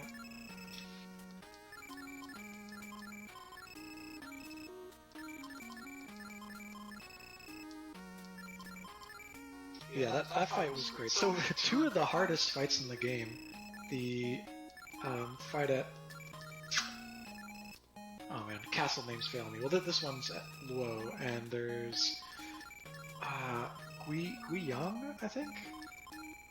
Anyways, the fight where we first got Guangzhong and Weiyan, like these two fights are potential run killers, and they went great for Canuck today.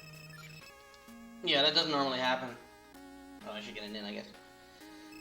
Yeah, I get bad luck. I remember when I used to, a long time ago, when I ran this, I actually got the clip of it on my YouTube channel. I think it was a 17 in a row round. Yeah, it was 17 rounds in a row of Jimian. So, that was not great. Why is this item stuff all confused?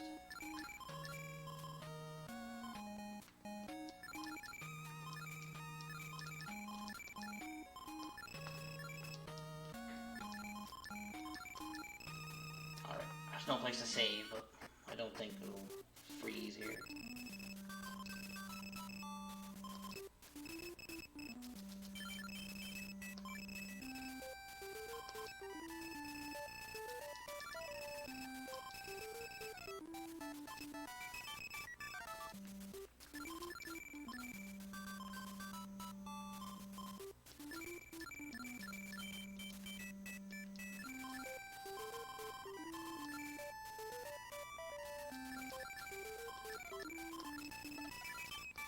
Okay, let's carry on. I got an incorrect. Yep. Yeah, so what excitement do we have upcoming? We actually have a couple of relatively easier battles here for a bit. The rest of the Shu campaign, SHU, that's the like region of China that we're in here. Historically, this is pretty easy. Got a cave to go through here. Get some iron ore. We're gonna turn that iron ore into swords for later through a couple of sequences of dialogue, and we'll pick up a few of them for the late game. Actually, we'll pick up one of them. That's another glitch, but we'll explain that when we get there. This is that 7,000 HP Lumbu fight, of course, that we alluded to earlier. There's no more recruiting. This is Dunzo. This is the last time we see him. And yeah, we just gotta kind of wind our way up through the mountains here to Chengdu, and we'll get a couple battle axes. Those are nice power spikes. Battle axe and I think a scimitar as well is coming soon. So our swords, which have been very strong for quite some time, are going to start getting leveled out.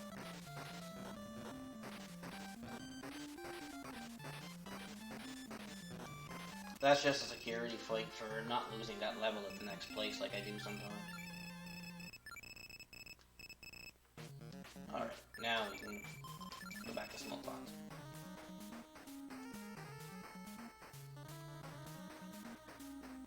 Yeah, there's this fighting these fights is part of this sort of last major grind in the game. Grinds are usually about hitting a certain tactic or a certain whatever kind of breakpoint, but specifically learning tactics before key fights. The earlier grind was so that we had a higher tier healing tactic before Guiyang, and then this grind, or the experience we're getting now goes into part of a larger grind that gets us on Sha before we reach Fortress somewhere about halfway through the Wu campaign later in the game. And Ansha is it's the instant kill spell, and we're gonna use it a lot later, but we're not quite yet. Nope. Let me get there though. It'll be fun.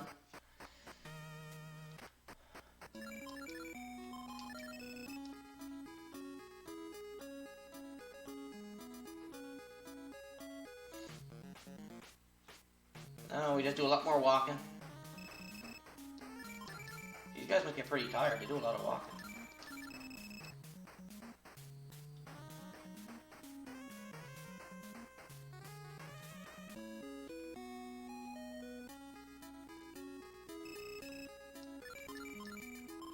These next couple of fights ain't too bad, actually.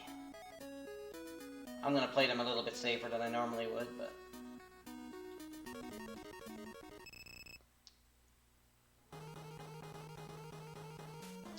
basically, by safe, I'm just gonna throw up a Giroux.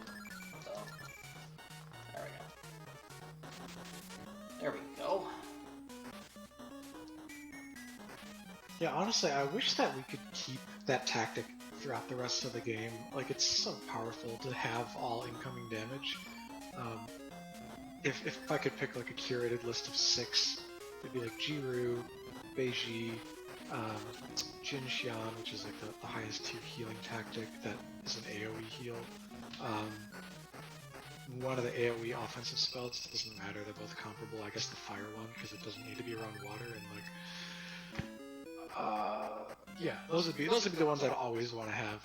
And Simeon. Oh yeah, obviously. Simeon's so we do end pretty the game important. with most of those, but we lose Giroux, and also Ansha, right? If Ansha could be mixed in with that set, we would just be gods, but sadly we have to play strategically and, you know, use different resources.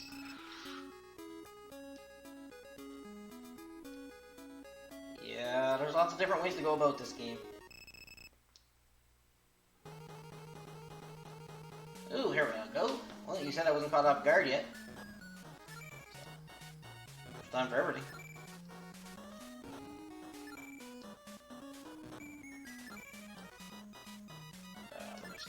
We're gonna do this again. Take it safe.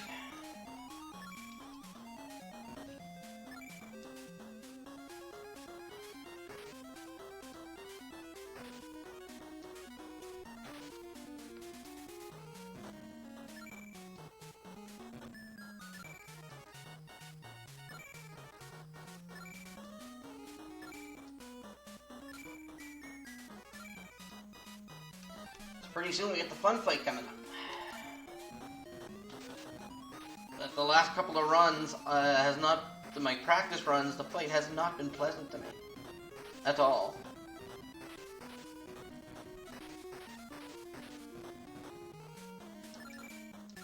Might as well heal anyway, just to be safe for the next fight.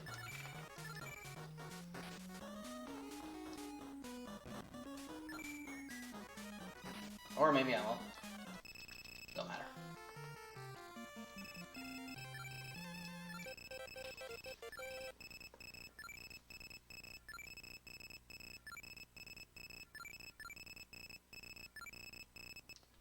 Tactical points are looking a little on the light side, though. Not a fan of that.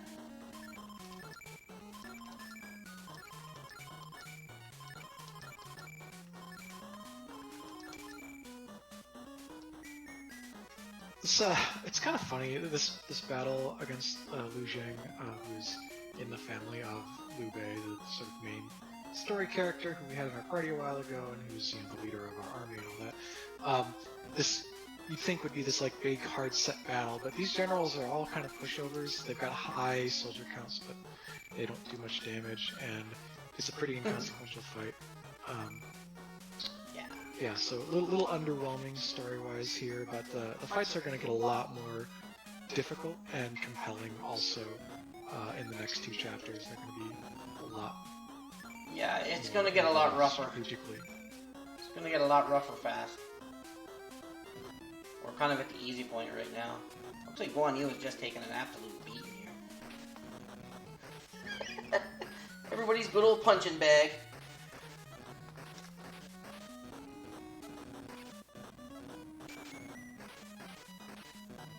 Yeah, it wouldn't be a Destiny of an Emperor run if Guan Yu weren't taking all the hits.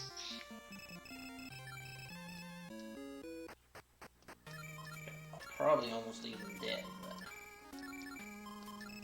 we won't. Because we're going to be nice for the run.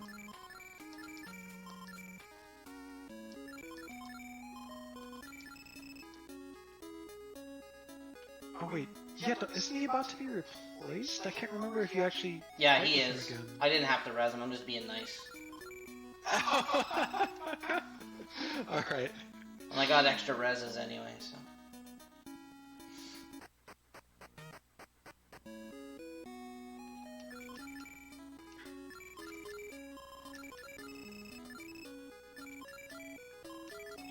It is the ultimate meme.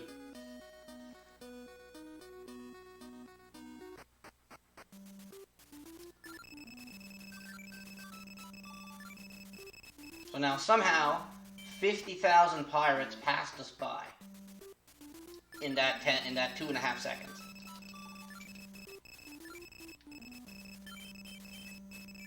Someone want to explain that one to me?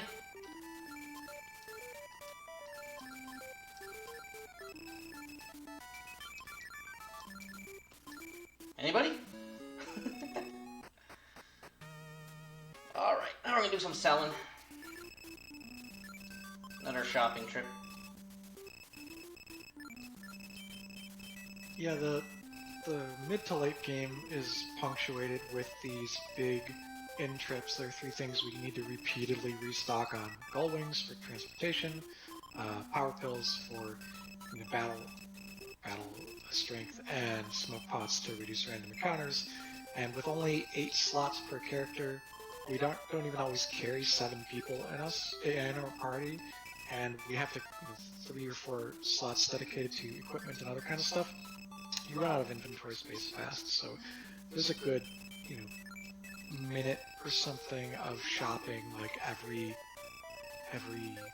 6 battles ish in the late game. Yeah, we do a lot of shopping.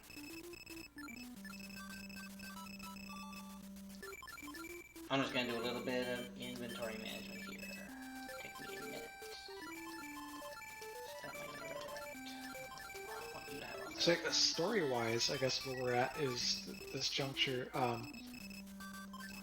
It's about to shake up like the power play in these different regions here, and Guan Yu and Zhang Fei are actually going to leave the party and become regents of these sort of centrally located, important to hold fortresses for Liu Bei's army and for the Shu Han forces. This is all sort of mixed again. Some history, some romanticized elements from the novel that this is based on. So it's not like I'm telling you history. I'm just telling you what's happening in Destiny of an Emperor. In Destiny of an Emperor, 2 major party members leave. They go become regents of these fortresses to hold off the enemies from Wu who are attacking Shu. And things get, really, there's a big struggle there where some of the fortresses are taken back. We're going to go take them back. And then once that area is sort of under control again, we're going to venture into Wu and fight those generals head on. And I guess Wu you can think of as being sort of like southeastern China. There's going to be a lot of rivers and stuff.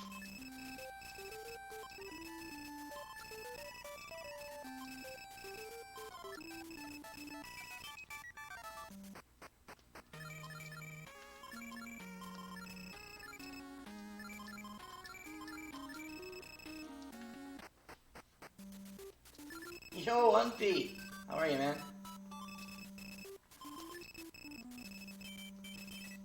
That should be enough for this part of the game.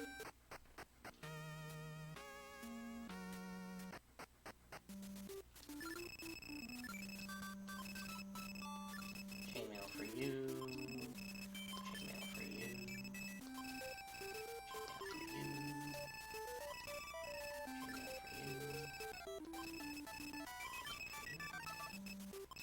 you.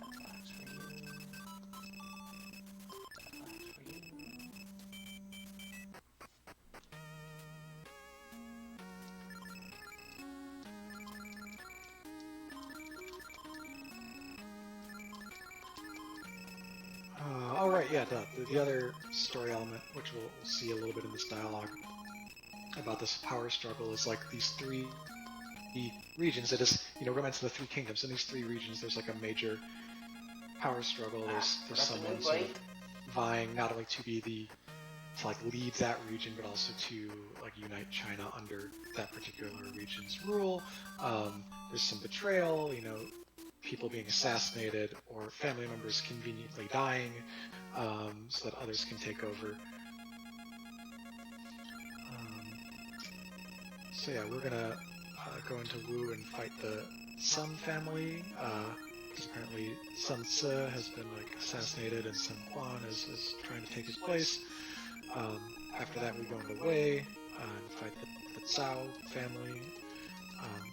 All very interesting. If you can get a little bit more of the actual context from Romance of the Three Kingdoms, it's told much better narratively in later games like the Dynasty Warriors, Dynasty Tactics, etc. This game is operating on a pretty minimal English translation.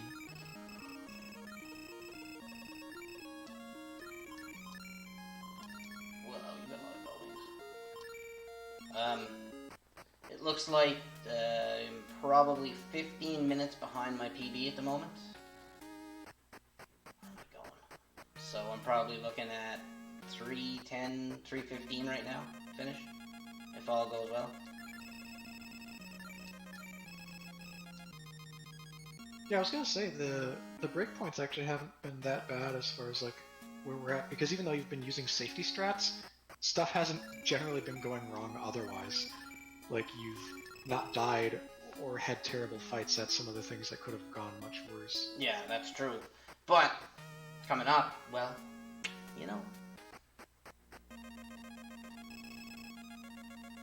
But like I said, if it looks like we're going to run over estimate and things are going wrong, I do have an end-game save. People can see the ending at least.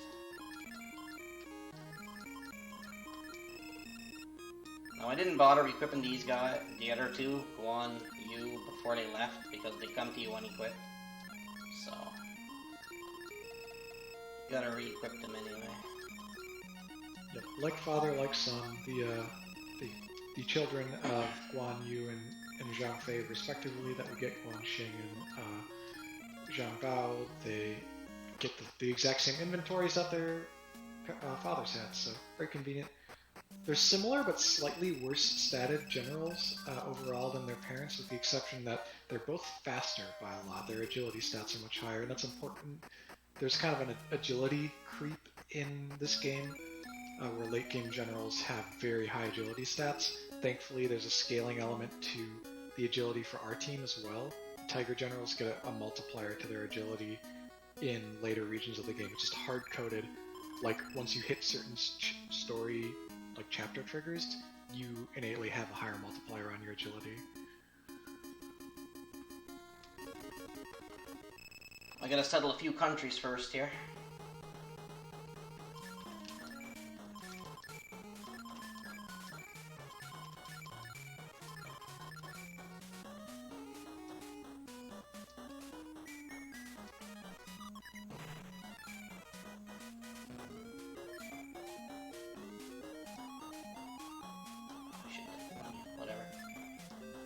Big deal.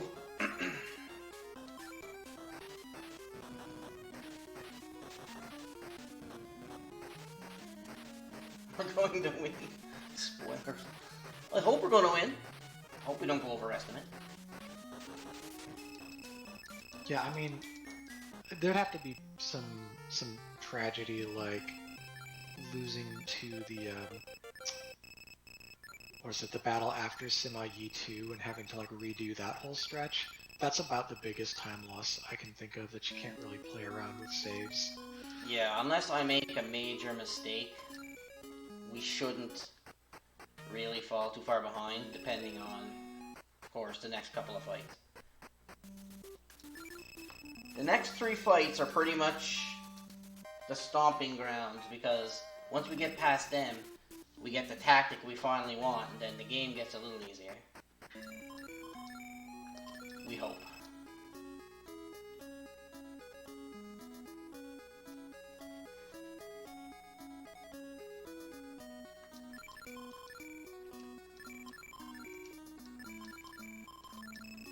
Got my inventory a little messed up. But it is what it is.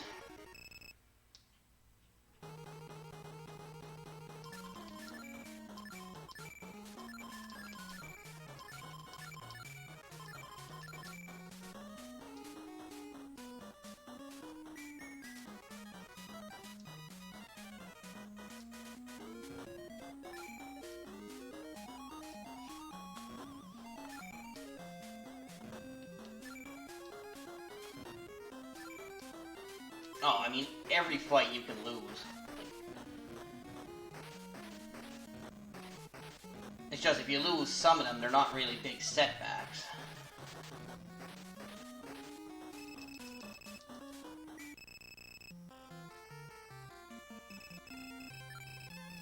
Well, if it starts to go that bad, Tilo, I'll just go to the end game.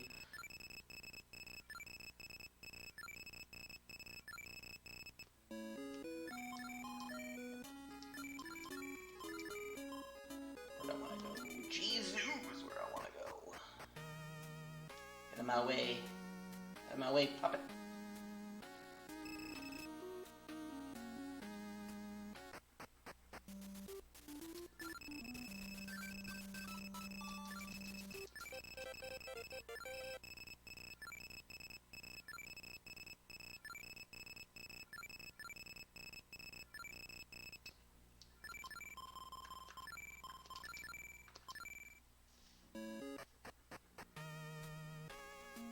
I have another little break in the action here, if there's anything the host would like to say. There's a bit of a cutscene here where he talks for a while. Sure thing, I got a lot of things. Let's see, yeah, how about, for example, hey guys, if you're enjoying what you're watching right now, SpeedCon, we got a Twitter, if you want to follow us for some updates on future events and stuff like that. Head over to twitter.com/speedcon_EU. Or if you maybe have missed some of our... Look, actually, let's start there. Did you know that SpeedCon, technically this marathon we're in right now is technically our 5-year anniversary? So over the past few years we had quite some speed runs, some very entertaining ones at that. So maybe if you want to check out some of our older things, you can gladly just head over to our YouTube channel, which I think is below the stream. It's actually not. But yeah, on our YouTube channel there's also a lot of cool stuff, a lot of old runs that we had in the past. Yeah, you can find that on our YouTube channel, and if somehow you just tuned in like, I don't know, like 5 minutes ago or so, yeah, hey, hello, welcome to SpeedCon 21. We are a weekend-long speedrun marathon, which is normally held in Germany, but because of the COVID thing, you know, we're doing it online for the time being, and therefore giving us the opportunity to inviting speedrunners all over the globe, and not just Germany and like neighboring countries, which is pretty great. Giving us, for example, Hangry, which we got right now from Canada, if I believe, right? You are correct, sir. Yeah, it's pretty cool. So, and yeah, we're raising money for Save the Children. We got $152 so far, which is pretty impressive, all things considered. And yeah, if you want to help us raise some money for Save the Children, you can find the link for that below the stream with the big old donate button, or in chat by typing !donate. Or you can just simply head over to the website speedcon.eu/donate. All three bring you to the exact same site. And yeah, if you have some spare dollars for Save the Children, all of your donations, every single cent will go directly towards Save the Children, and we would highly appreciate that, guys. So yeah, back to you guys. Excellent. Well, now we see we're turning the tables a bit. We are using Gemion to stop the enemy's physical attacks, so there's really only one dangerous physical attacker in this fight, that's Ganning. Fortunately, he goes down pretty quickly to this large single target fire tactic that Zigulian casts, Dare, which Lucy failed to cast earlier. So yeah, this fight usually doesn't go too poorly as long as we get our own Gemion off, they don't use it on us, and we take out Ganning. But the next fight, which we got to do a little bit of adventuring beforehand to go get some, like we got to get the components to blow up. What is it? The canal. We got to like unblock the canal to get over there. But once we do that, we'll be able to go fight the next fight, and that's going to be one of those top 5 hard fights in the game that can really go wrong. Check something out here. Okay, I got enough goings to do what I want to do.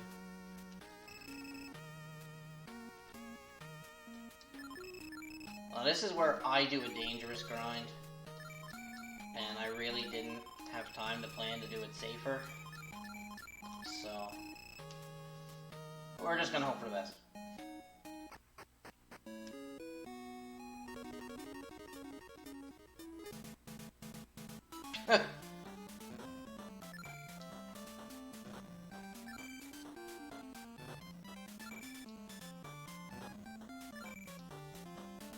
Hope for the best, but expect the worst, I guess. This guy hits pretty hard, what Canuck was alluding to with like setting up an easier grind here, or a safer grind. We're in this zone for Wu, which has the encounters with these generals, which they generally are between like 5,000 and 15,000 soldiers, and it gives more experience per fight if you can get through them quickly enough. It's actually faster, but they're also more dangerous. And whereas we can set up using a glitch, we can set up by going to a previous area, fighting previous areas random encounters, then not taking another overworld encounter until we get into this cave. We can actually make the cave have an earlier encounter zone to be safer. So the fights will have, you know, a third as much experience, but are not going to wipe us. I'm gonna do something a little bit safer here. I'm just gonna heal up these two just in case. I run into a big booty general in here.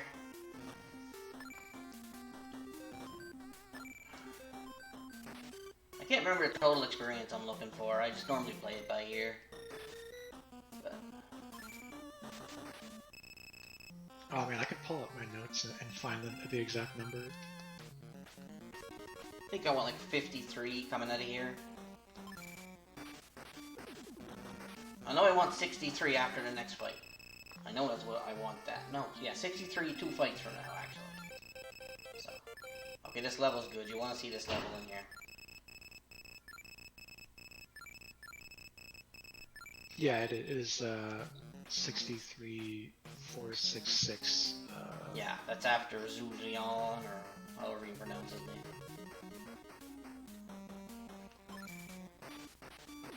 But this is looking good. I had a couple of big generals, so this grind should be okay.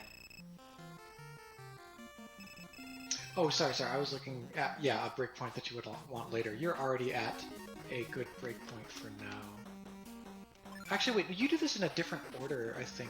Yeah, I do. Oh, okay, so my experience notes aren't actually useful, because I'm looking for a lower target since I don't fight Gunning or... yeah, most people do the cave first, and then they fight the castle fight before the river.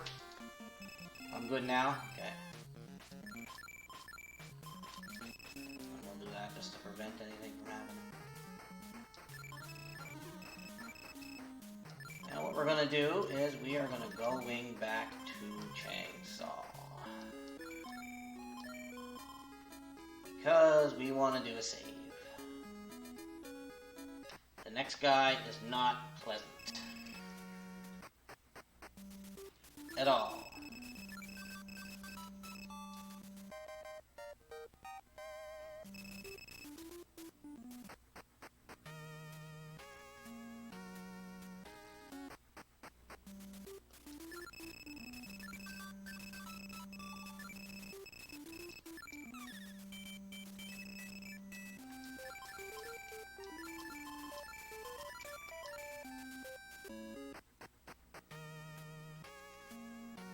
Flash warning coming up.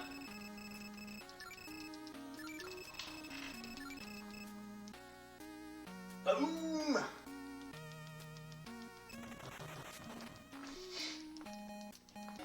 We just destroyed a mountain.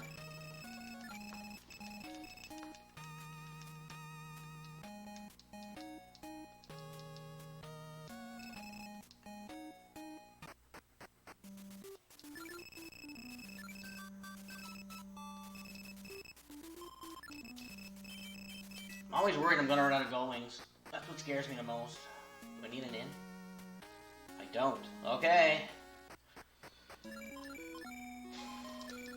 Here we go, ladies and gentlemen.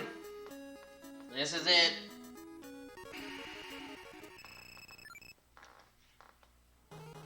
Yeah, it can be. Oh no! The enemies can they can one-shot you. They can all use AOE water tactics that just wipe your party out. It's spooky.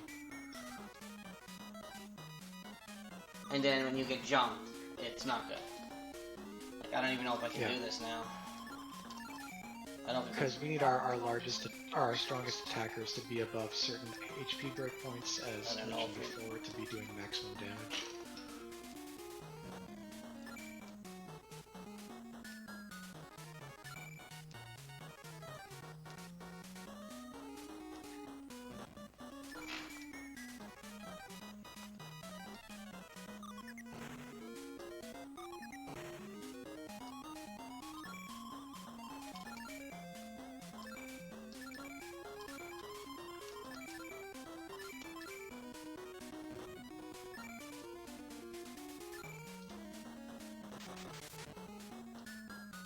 Oh, you got the water protection off too. That sucks.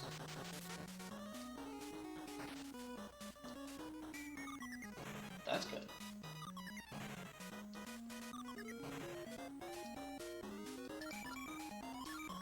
Yeah, there are two priority targets in this fight.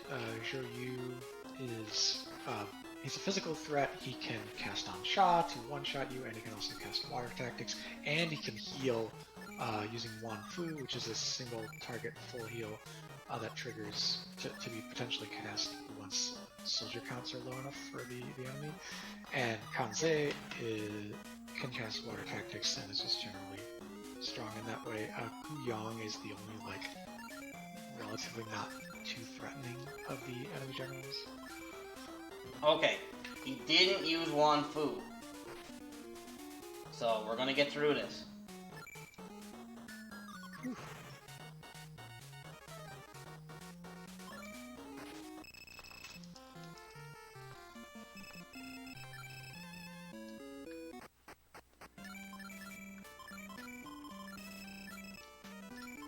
Yeah, that despite that being caught off guard, that fight also didn't go too terribly. No, I'm surprised. We're getting through.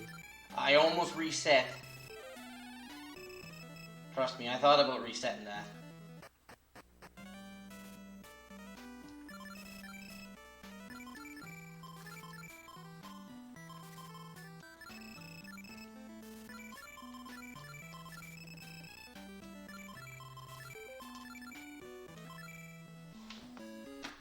Okay. Woo! That's not bad. Still puts me still about 15 minutes behind my PB. So we still should be good for underestimate right now.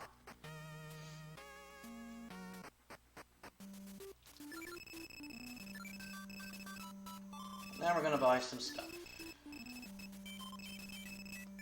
So another shopping trip. I don't know if... I know the host just talked a minute ago, but... this game has lots of shopping trips. I forgot. But, one more fight and then it's time for the yeehaw.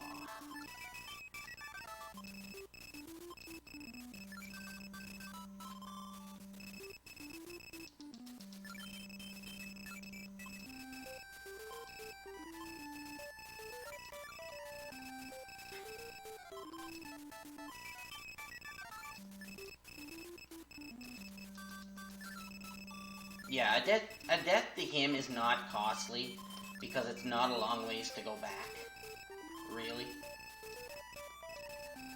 Like, it could be, there's worse places you could roll at. Yeah, generally, deaths in this game cost you a couple things. One is transit time back, which thankfully for that fight would have been very short. But the other is like how many items you use up. For example, resurrects, how many characters you need to bring back to life, how many gold wings, smoke pots, power pills, whatever. So deaths usually mean one extra unnecessary shot. There are also corner cases where, like, because you died, someone who you wanted to stay dead will get automatically resurrected as like a story trigger. Particular characters who will always come back to life when you do. That's happened to me once or twice. I'm just gonna toss down another safety save. I usually wouldn't, but we might as well be safe. And I don't think we're near our estimate yet, so should be okay.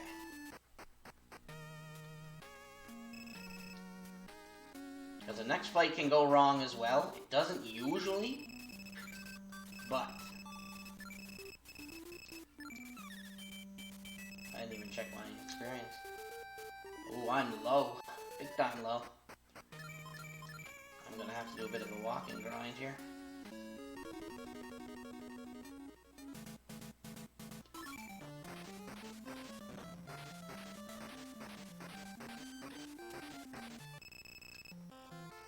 Because I want to be at 63,000 before the next fight.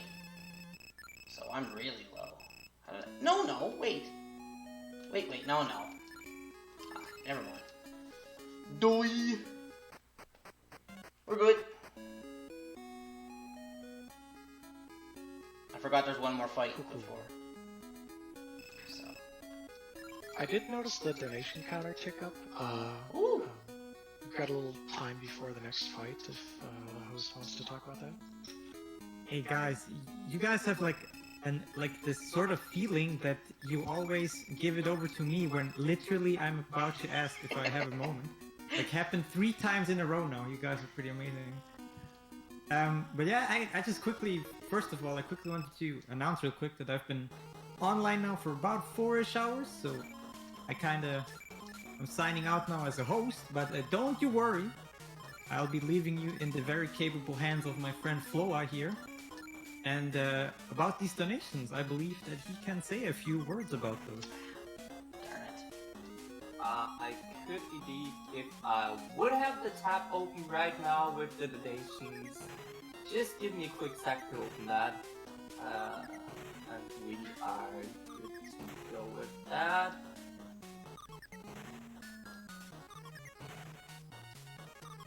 Alright, here we go. Alright, we got $1 donation by Radio Guy and $25 donation by Rapplin. Both without comment, but they're nonetheless appreciated. Thank you very much. Fantastic. We've just been taking care of a pretty straightforward fight here, where we happen to be fighting, once again, some intra-family battle. Zhuge is Zhuge Liang's brother, and he's Zhuge Liang's, on the bottom of our party right now, and that wasn't too bad.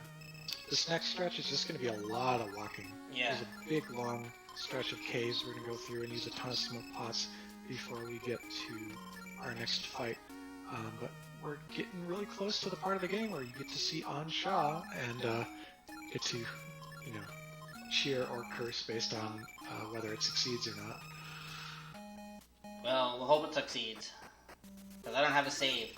And this is going to be the longest run back if it goes wrong. Because I don't think you can't go into this town, so.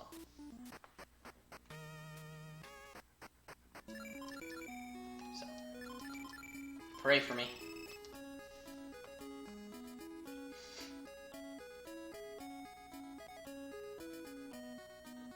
Yep, this is going to be a lot of walking, so if you guys have anything to say, feel free. right ahead. Anybody in chat got any questions for? You got the top 4 runners here. You got the world. Well, actually, I think I'm 5th now, right? If someone has a 305. Oh, maybe. Because I think it's AC, Tilo, me, Sun, and you, I think. And we're all so close, Yep. it's you know, anybody can take it at any time. Once you come back to the game and put a little effort into it, you'll have your sub 3, no sweat.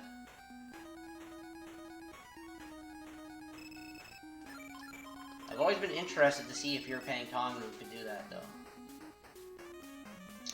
I mean, I think it could absolutely with better menuing, but that's the thing that I think all of us who aren't Aquilon can improve. Exactly. Like if all of us could menu at his level, then the world record would be like 252, and then the rest of us would be like 255, 256, whatever. Yeah.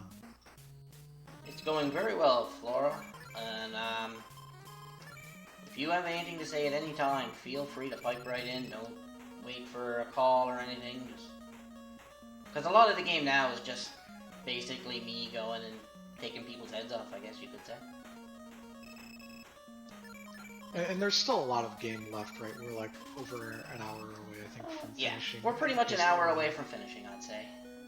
If nothing else goes wrong, we're about an hour away, I'd say. A little bit more, maybe. As we all know, things can go wrong.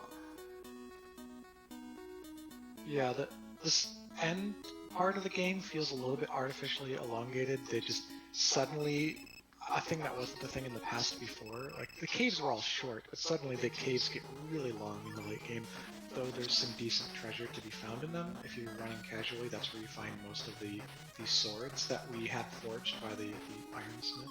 Yeah, I'm 50 minutes behind PB, but there's a couple of fights coming up in my PB that were horrendous. Like, there's probably 10 minutes to save right there if everything goes right.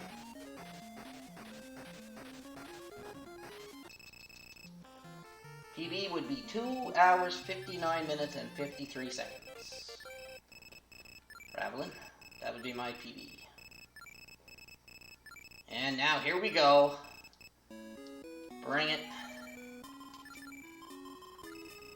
Yep, Ansha has a chance, based on the differential between your casting general and the target general, to instantly kill them.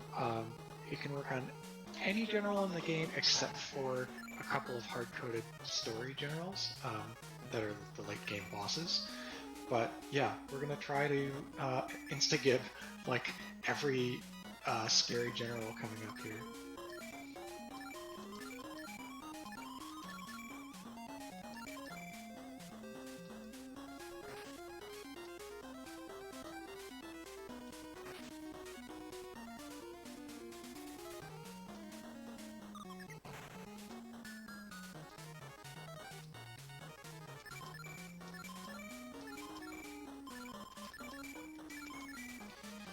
Now, every general's got a certain percentage to hit this, but I mean, you can all out Chang Pu once you get there.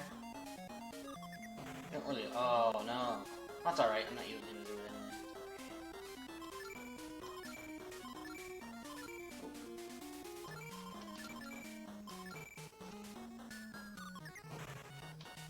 anyway. Okay, you get out of here with that.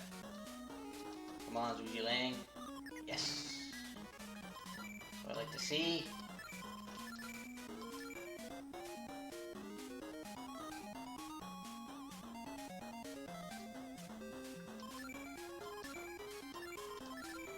We'll give it the old college try till we're out of magic, I guess.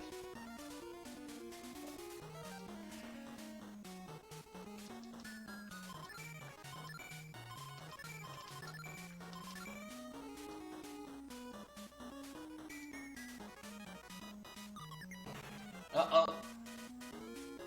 Well, we might as well just attack with everybody. At least drive them down. A Van Shaw's not going to want to work for me.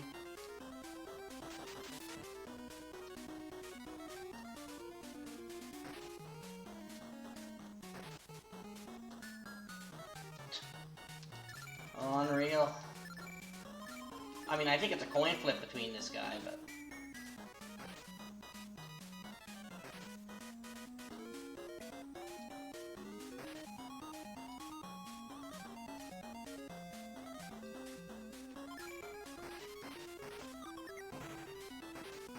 Yeah, I think Shenpu is one of those guys who his intelligence is high enough that it does bring it down to about a 50-50 for Sugileon, who's our best he doesn't have one strategist food, to so... succeed.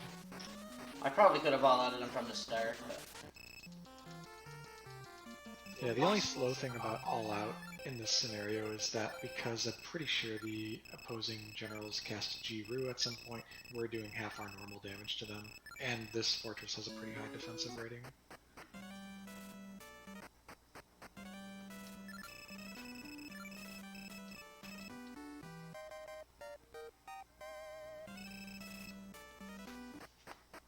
And yeah, some chat and some chatter in the chat rather about the weapons that we've got. We picked up a crossbow recently. I think that was in the previous castle.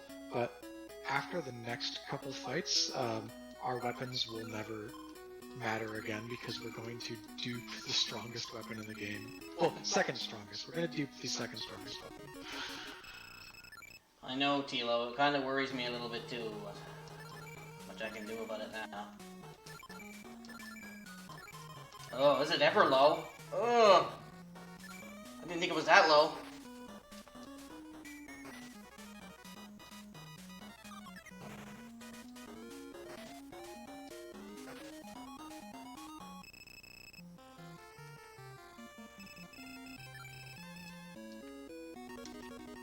Three points from downtown.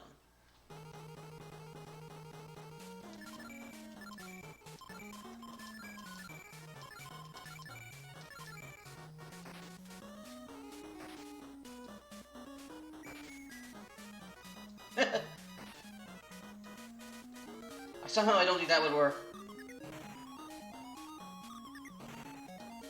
I mean, we could try it, but...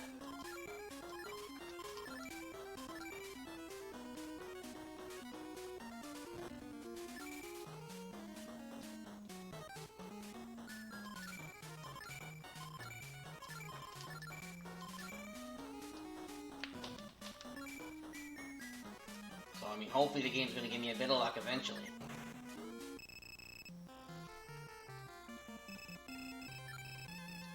Yeah, if we ever get the Halberd dupe, that'd be amazing.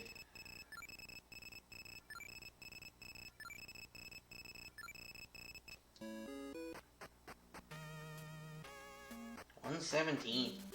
It's a little light in the loafers right there.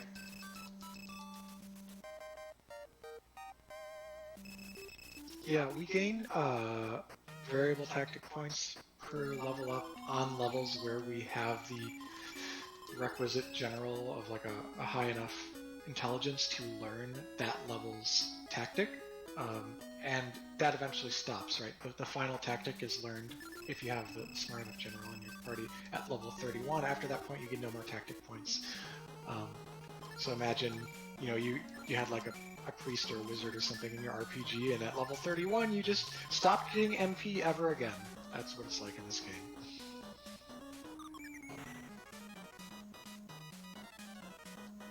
See, that's going to be bad in the end, because if Sima Yi doesn't last, well, we could be in a bit of trouble.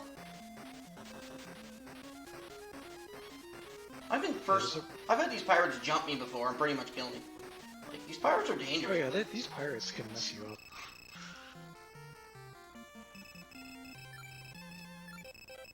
You're pretty much going to see a level of fight now, though.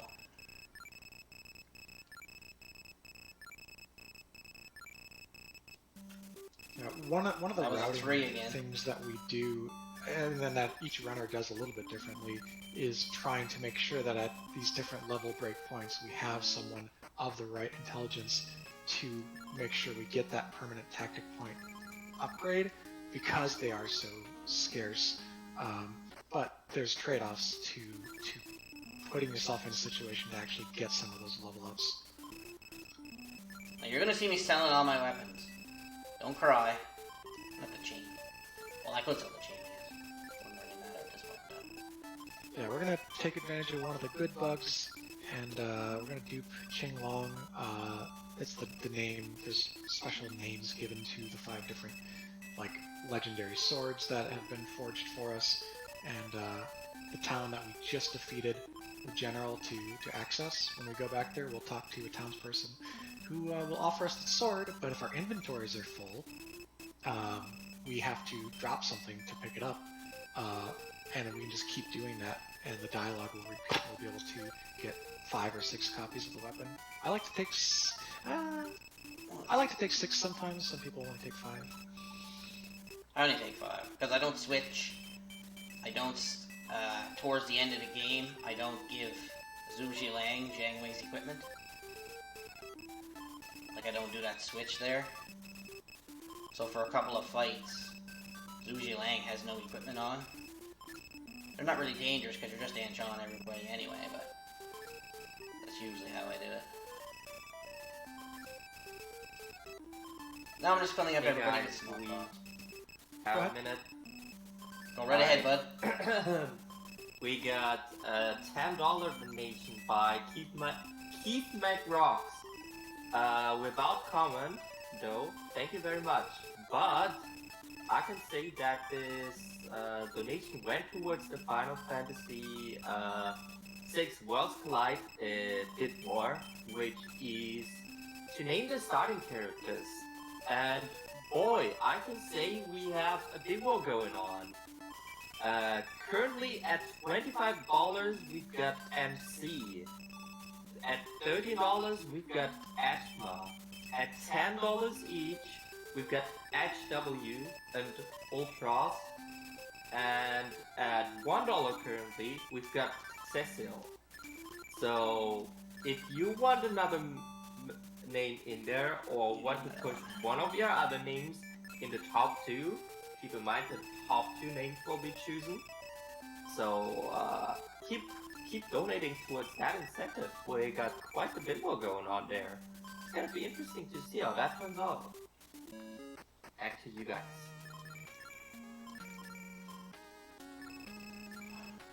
Thank you. Yeah, the action will resume here shortly. Still have to get all these dupes in. But then we're gonna go and physically speaking, we're going to be massively overpowering on our next couple of opponents, but there's still a really big differential in the size of our armies to the size of their armies. They're going to have like 10,000 more soldiers per general, so on Shah, for just one-shotting those high soldier counts is going to be very critical. And we're going to dupe us some swords. I don't remember who found this.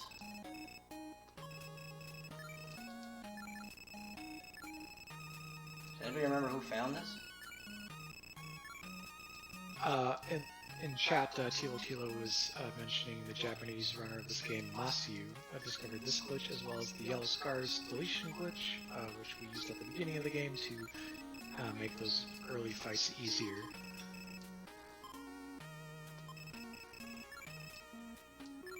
Who doesn't have one yet?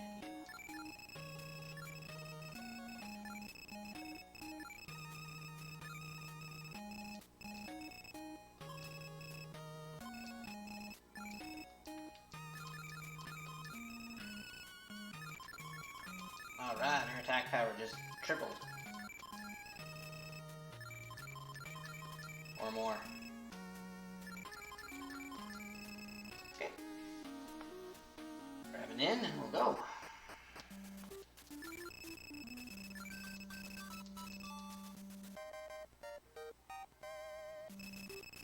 Yeah, the pirates can take a bite out of you rather quickly. We've all seen it. Especially if they first strike, then there's not really a lot you can do at that point. Sit there and hope to not die. Alright, here we go.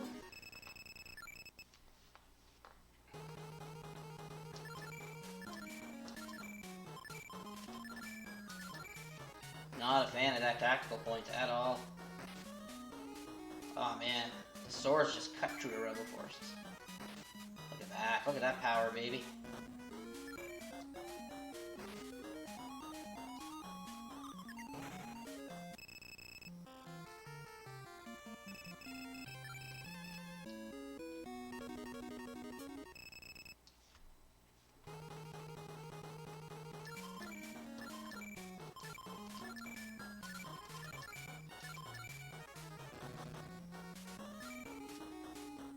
The generals can still hit you though when they hit you.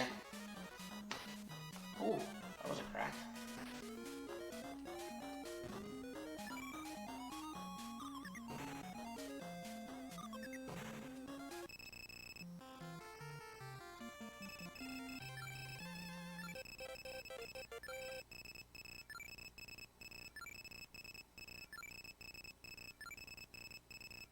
That was our last tactical level. 124 we're done with. That's light.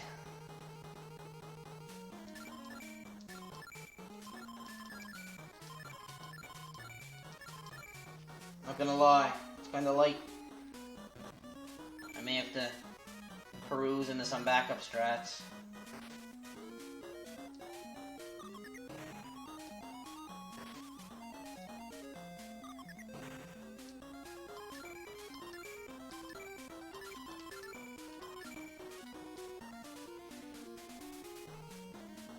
It is truly satisfying to just see these enormous HP bars disappear Yeah.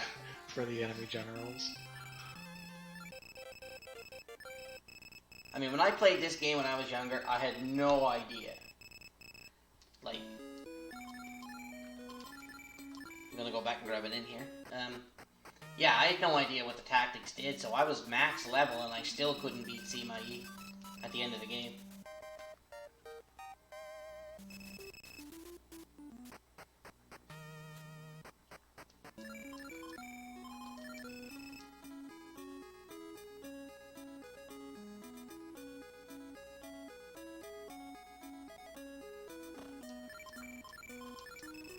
I know that next square would wear my smoke pot off from the amount of times I've done it.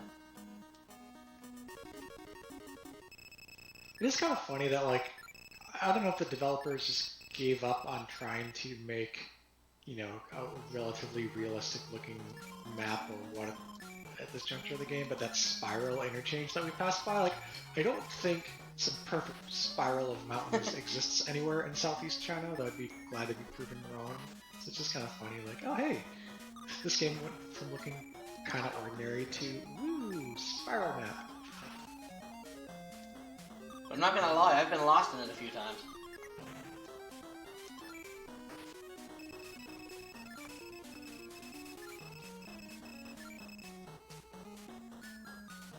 The wicked music. Man, also, great on-shot luck in that first part of the battle. Yeah, I know. I just hope I don't lose it here. I lose that young. Should be okay though. Uh-oh. This could be The thing bad. that can go most horribly wrong in the Sun Quan side of this two-for battle is if someone in your party gets the Li Jian tactic Oh, cast man. on them, which means they start attacking allies. Well, he's got me Jimmy on. There we Yeah, go. there's that too. Those are the two ways that this can go substantially wrong. And, I mean, this won't be a bad time loss if I do lose this fight.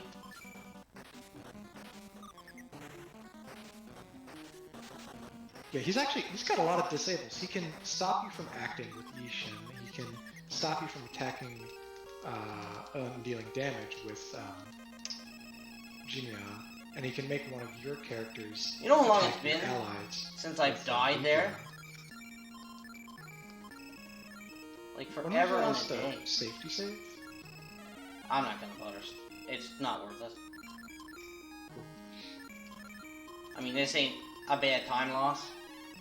Yeah, it's only like 2 smoke pots to get back there. Yeah, You just need it's not a bad time loss at all. a couple of resurrects. Yeah.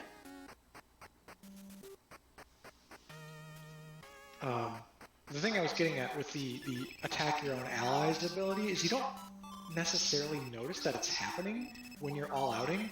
Other than that, sometimes you'll just start taking randomly massive damage spikes to your team, you'll be like, what the heck?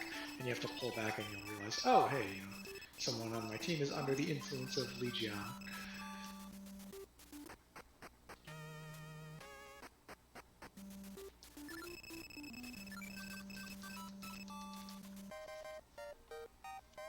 That's pretty unlucky there. That doesn't happen often, to be quite honest.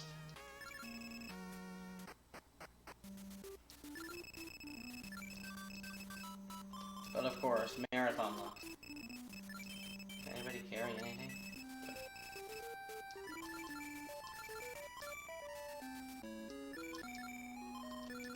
Alright, try it again.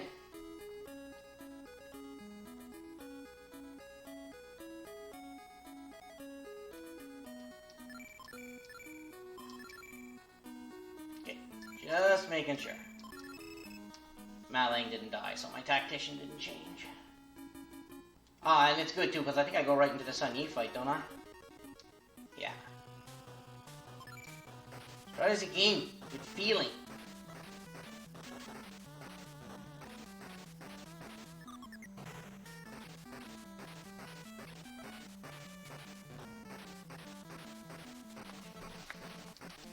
That's how it's supposed to go.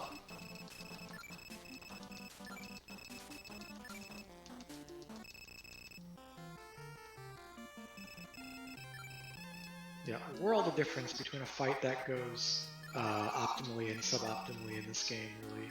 They can turn on a dime.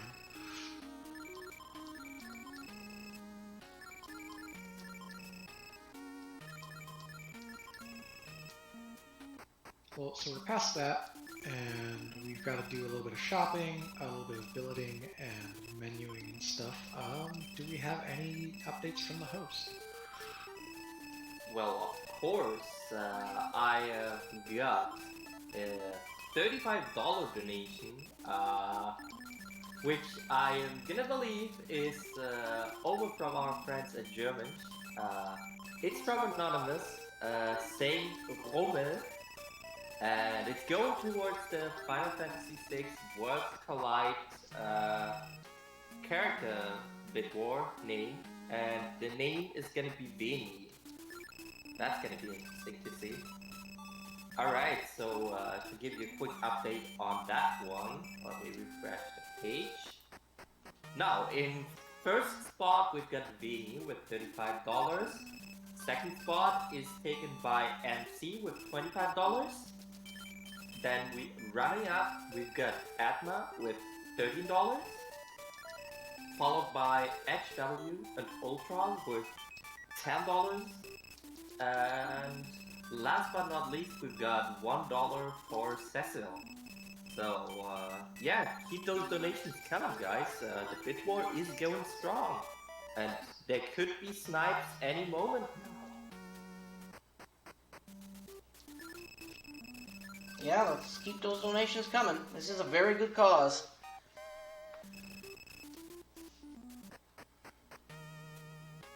Hopefully this run isn't eating up too much time.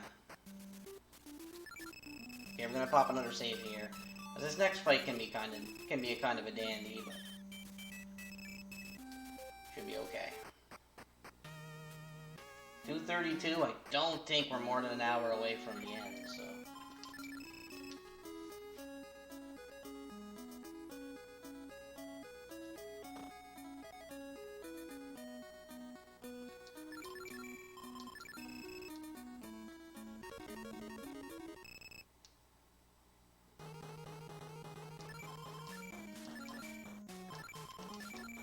I forgot my order messed up. I gotta fix that.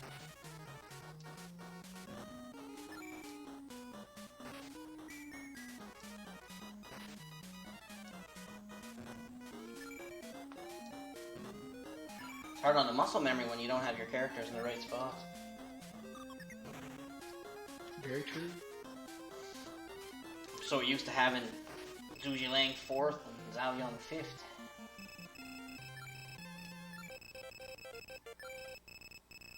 Now this fight here is a fight that went really bad in my PB. Like, really bad. Let's change the order here just a little bit.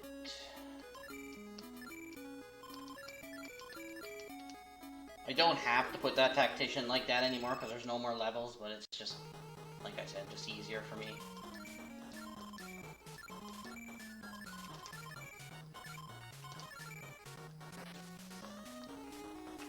Ah, well, Jimmy on, that's alright. Water tactics, that's good.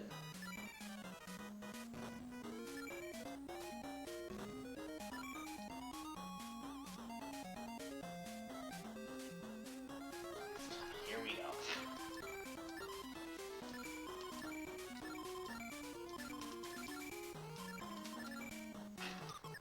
There you go. Bye, Macho.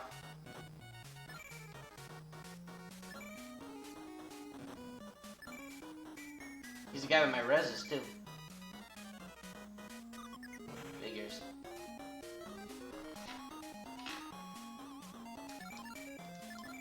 I really have an affinity for the general at the top of the enemy party there, Jean Liao. Like, they give him this cool, unique portrait, which not every general in the game has like a very unique looking portrait. A lot of them are sort of stock, similar. He's got really, really high stats. When you fight him, he's got this really powerful tactic list. But his soldier count for this part of the game is relatively low, and he doesn't actually get to be a tactician if you have him on your team, if you recruit him later. So, I don't know. Just going back to the fact that, yes, we've been skipping it all game, but you can recruit enemy generals. So Yeah. it's fun to think about, like, putting cool late game teams together based on the generals that are available, and he's one of the ones I like to have in my party. In a casual run. And there we go.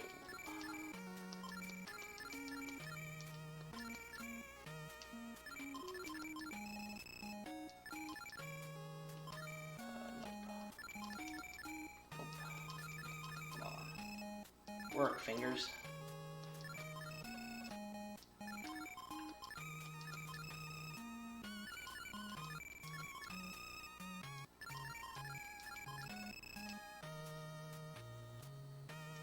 Too far.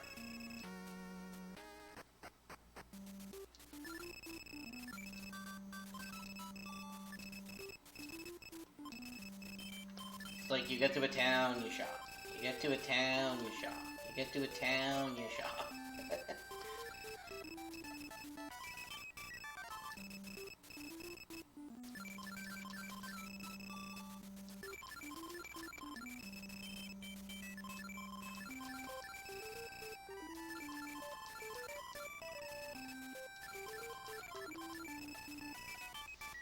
And we carry on. Keep on keeping on. Yeah, this is the last time that we get equipment upgrades in the store. As we've seen previously, we mostly find weapons, but buy armor, and it's the last armor that we buy. There are stronger helmets available, but they're very small upgrade stats-wise for a massive price. It's absolutely not worth it. I didn't think you could buy steel helmets in the game. I thought it was found. No, you can buy them in Runan. Oh, can you? I didn't even know there was a weapon shop in Runan, and that's how often I stopped there. Yeah, I know, right? Very, very skippable in the speedrun.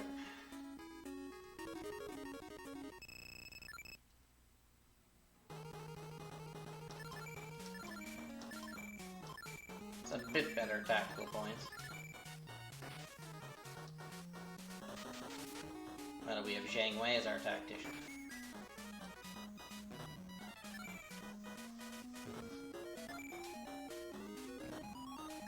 Now, one of my practice runs, the first fight against Cow Pie, I think he killed 4 guys. If I'm not mistaken, maybe more. It wasn't pretty. That's impressive. Yeah, I think he took out 3 with Anshaw at least. He had to have. It's quite funny. It was kind of hilarious. And by hilarious, I mean not very funny.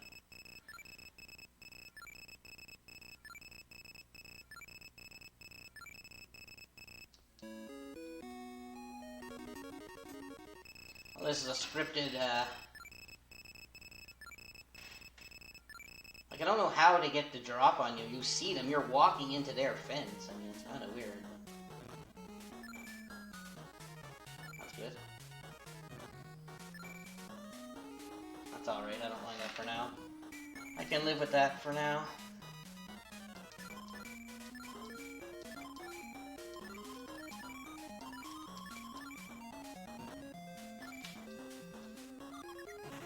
That's not what I want to see. Wow.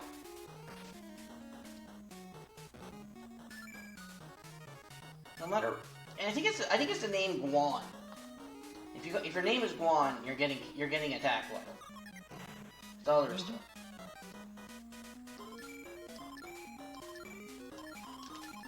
Oh, no, not what you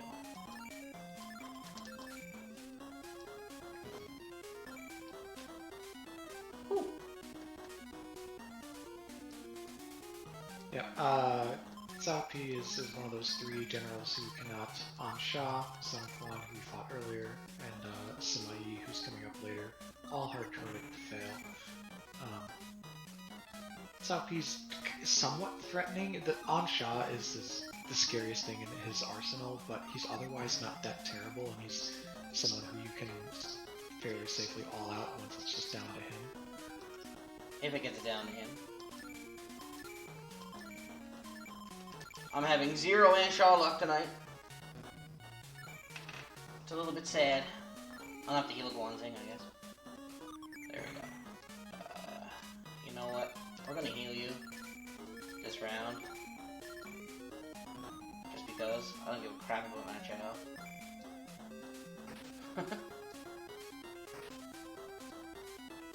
Alright, how many heads do you think we're gonna lose, boys?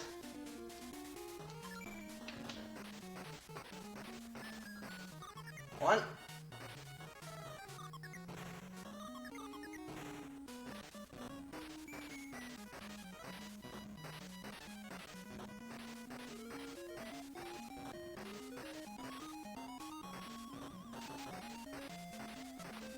Yeah, one's not bad. I can deal with losing one.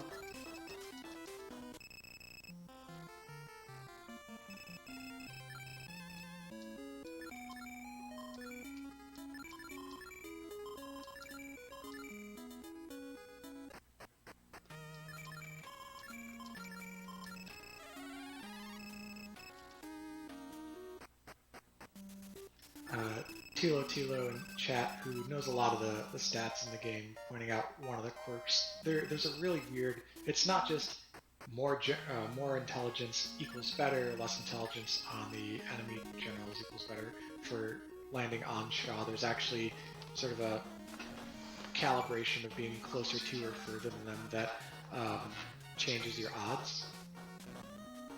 And Cao Pi, we fight twice, has the best odds in the game of landing an instant kill on our strategist, and I've had that happen a few times, and it certainly can mess up your fight. Yeah, I've had him hit Zushi Lang once or twice. It's not pretty when he does.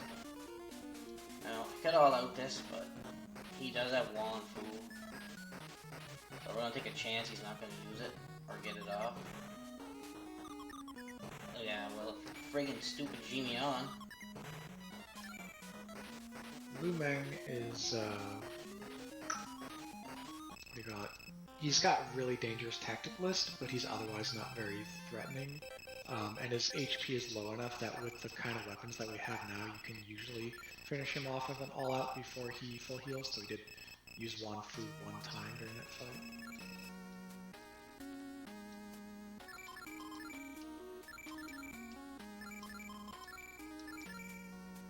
Tell me somebody has a Gull Wing. Get it in, buy a couple of Gull Wings, and save.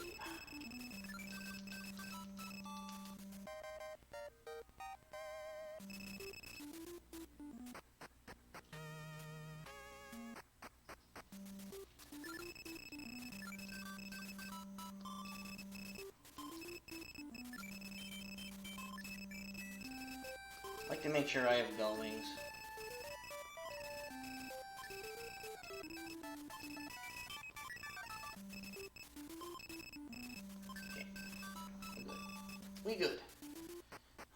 a safety save.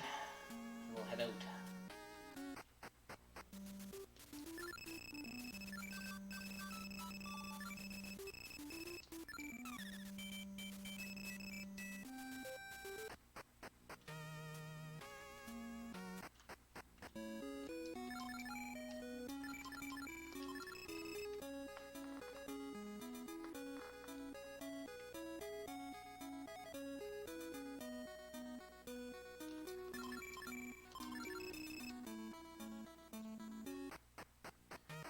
Alright, we got some more walking to do, so if you want to talk a little bit, if anybody's got questions or anything, just shout it out, don't be scared. Well, I've certainly got something to talk about.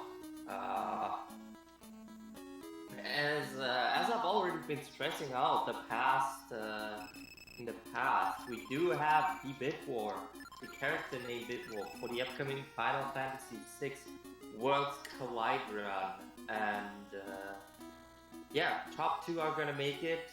Currently, the Bit War has come to a bit of a halt again. Let's see if we're gonna get some more names in for that, or if we see some names that have fallen behind rise to the top again. Otherwise, I've got some. You're not so much a Final Fantasy type.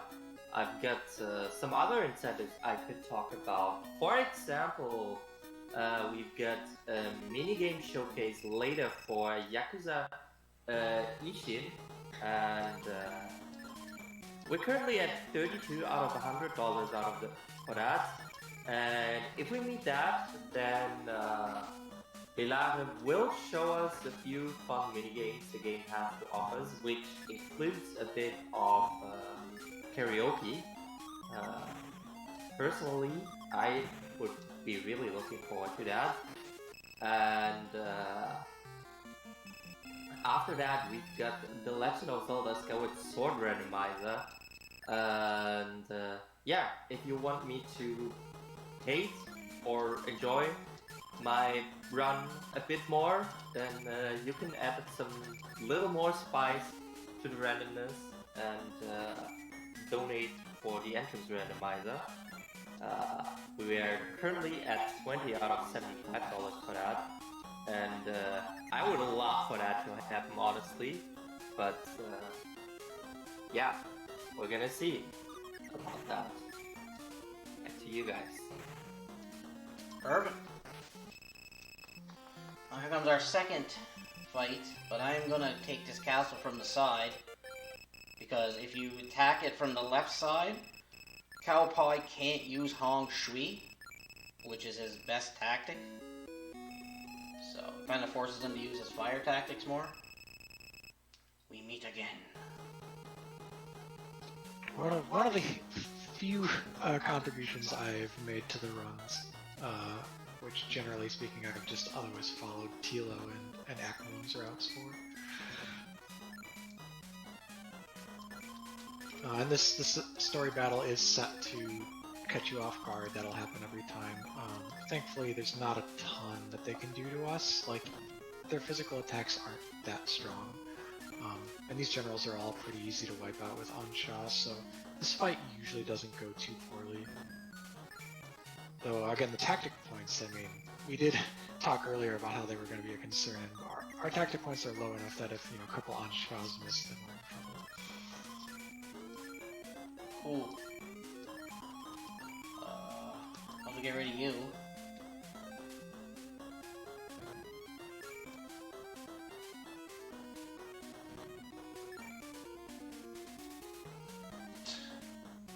Well, now I can't get rid of both of them, I don't think, can I?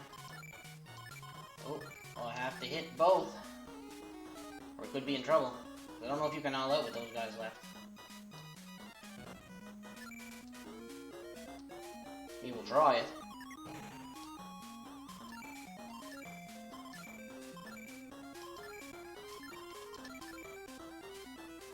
Come on, game, one time, give me something.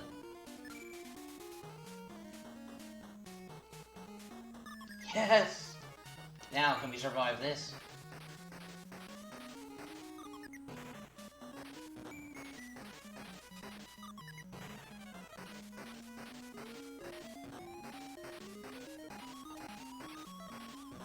don't have any tactical points to heal, so there's no sense stopping to heal. Yeah, this is Look at this. like Jimmy on and me. It's just a little bit dicey. It's alright though. I don't need to waste resurrects anyway now. Because everybody gets healed to full for this fight. Nicely done. Up, up, down, down, left, right, up, down. Not something we want to miss. Okay, now what I gotta do is a little bit of management.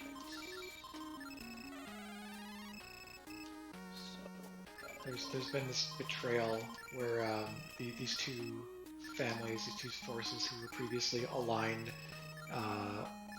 against you, or I guess in their aspirations to lead Wei, while Sima Yi goes and betrays Cao Pi, and he becomes sort of the final big bad guy, and you're gonna actually have 3 fights with him coming up, including the final boss. And frankly, the second one of them is probably the hardest / most dangerous fight in the game. It's certainly very, very high risk, but it's up in that top 5 of hard ones we were talking about earlier.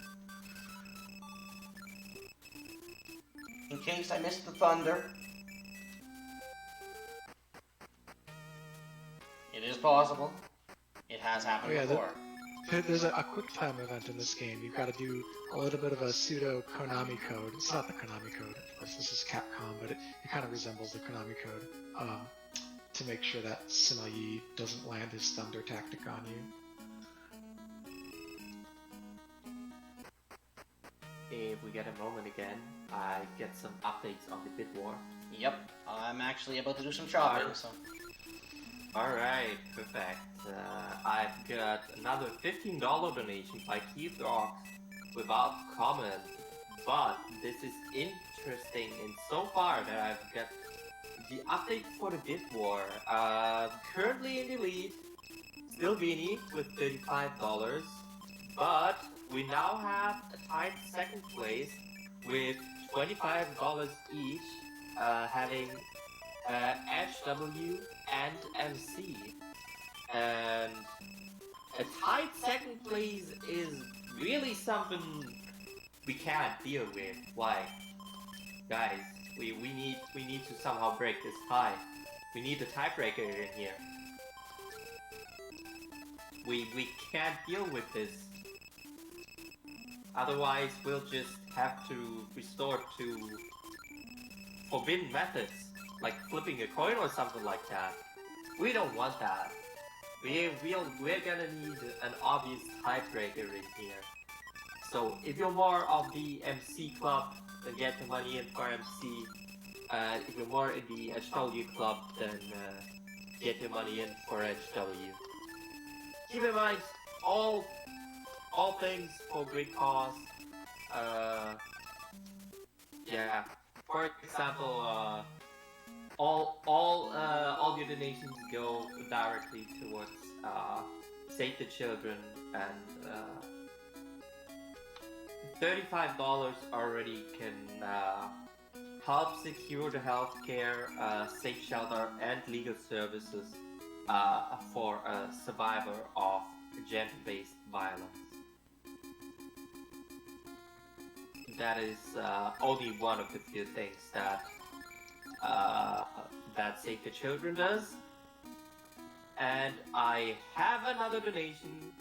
Man, I can't stop talking here today. Hey, more donations. I got a $5 donation by Radio Guy without comments. But I see that it went towards MC for the character name, which is now at $30. So now we have in the lead Vinny with 35 and followed by MC with $30. Alright, this is bound to be an exciting bid war. Ooh, can't wait to see the end of that. But anyways, back to you guys for now. Yes, I got the thunder right. Woo! Oh, I didn't get an in. Uh-oh. We're fucked.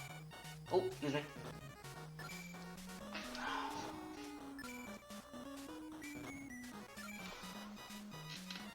Oh yeah. Xiaoyun is super low here. That's unusual.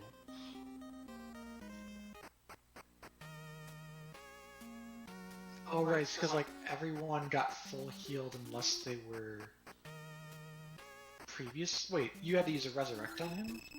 I thought the whole party got full healed there, like full healed and full resed. No.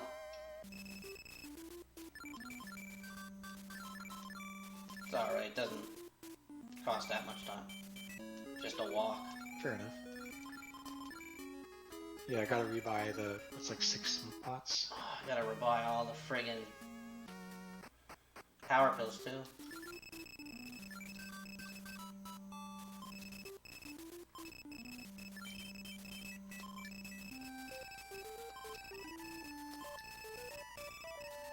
This could hurt.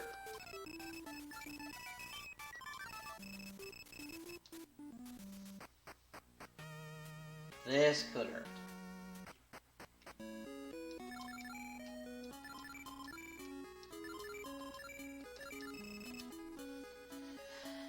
Oh, man.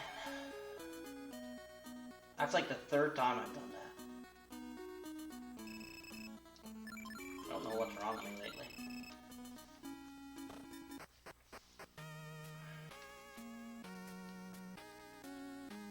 I'm thinking we should still be okay. Unless we get, with these tactical points, I don't know about Team IE2, I might have to make 2 trips.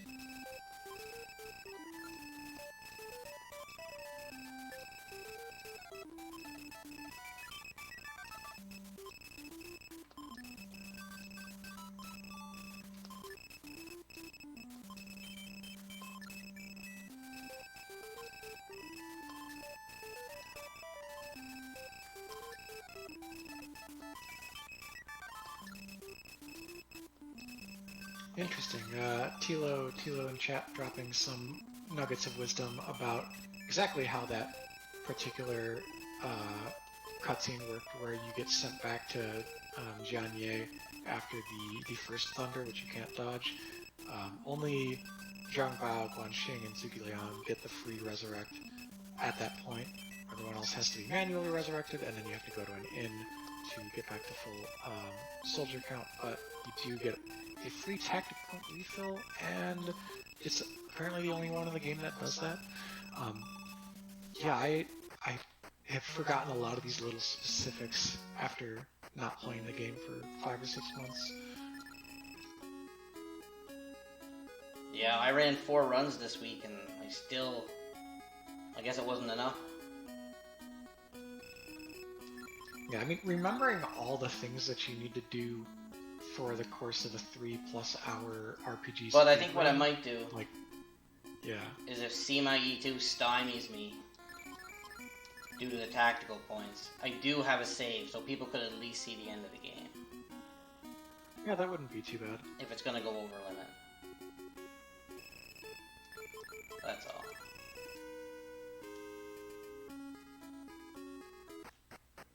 No, 2 trips is never the end of the world, but... I guess the amount of time you shop at the end, I guess it takes the same amount of time, I guess, to shop for the last fight if you do it there. That's true. Make sure I get everything right. Everything I checked.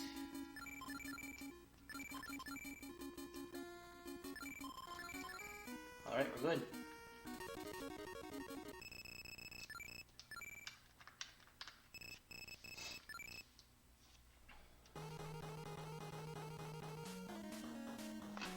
This is another hard-coded battle to catch you off guard.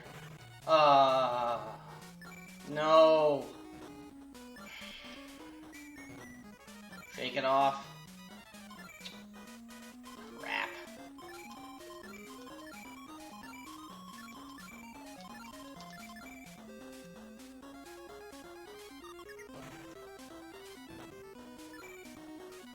A little bit of luck, game. Just a little. Yeah, this is, by the way, where we start switching away from some of the tactics we had been using throughout the late game. we've got to kind of switch back and forth in a way between on-shot tactics, trying to one-shot enemies, versus Beiji tactics, where we're trying to go in with physical attacks, power pills, and so forth. We have to go for Beiji and physical attacks into Sima Yi because A, he can't be on-shot, B, he can full heal himself, and C, he's just got this enormously high soldier count, so we really need sustained damage to be able to make it through the entire fight. We were able to get away with the other strats before, because like, Sao P does not have Wan Fu, the full heal. I'm not gonna risk it. Just in case. And we use Samion to try to limit their ability to use disables like Yishin and Jimion, but also critically it needs to be active going into the turn where Sima Yi's health gets low enough that he might try to full heal himself. Because if he full heals, like, even once, it's pretty much we're out of resources for the battle and have to try again. Yeah, he can't afford to... I can't afford to have him do that. The only thing is I couldn't Beiji Zhang Bao. I didn't want to risk wasting the points. So, it's going to take an extra round to get him down.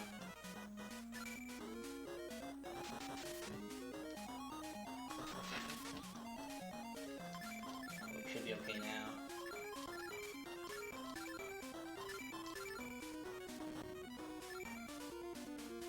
Yeah, we'll be okay now. I should still be able to bring this underestimate, actually. Barring no other big disaster.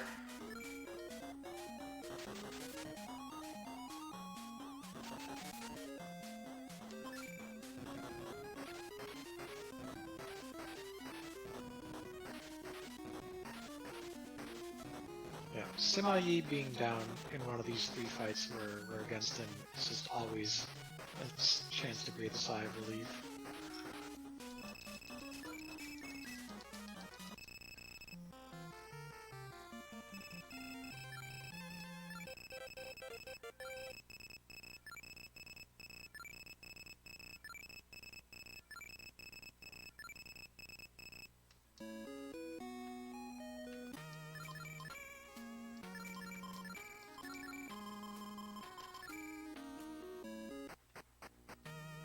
More shopping! That's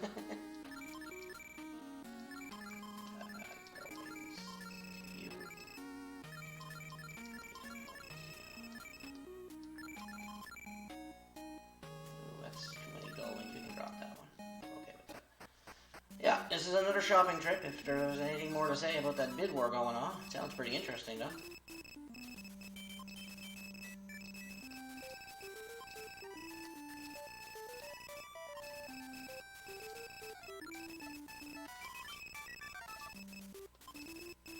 And if not, I can just fill time talking a little bit more about the endgame sequence here of Destiny of an Emperor. This is our second to last shopping trip. The major thing that we need besides smoke pots are power pills. We're going to be using a substantial amount of power pills to get through the second Sima Yi fight. And then while also trying to conserve enough tactic point resources following that fight to get through the subsequent fight, which is actually like just one of the riskiest in the game given how low your resources are when you get there. We're hoping that goes smoothly to keep down the total runtime as best as possible. Let's see. All the stuff that's happened here, well, I guess they're not getting the in was my fault, but it's mostly RNG when it comes down to the fights.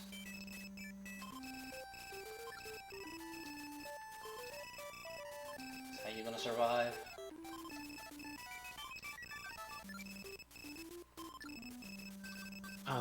We'll be going through 2 really long caves, which would be very arduous to get through as far as random encounters if we didn't have the smoke pots, because you're facing just battle after battle of very frequent encounters of late game generals.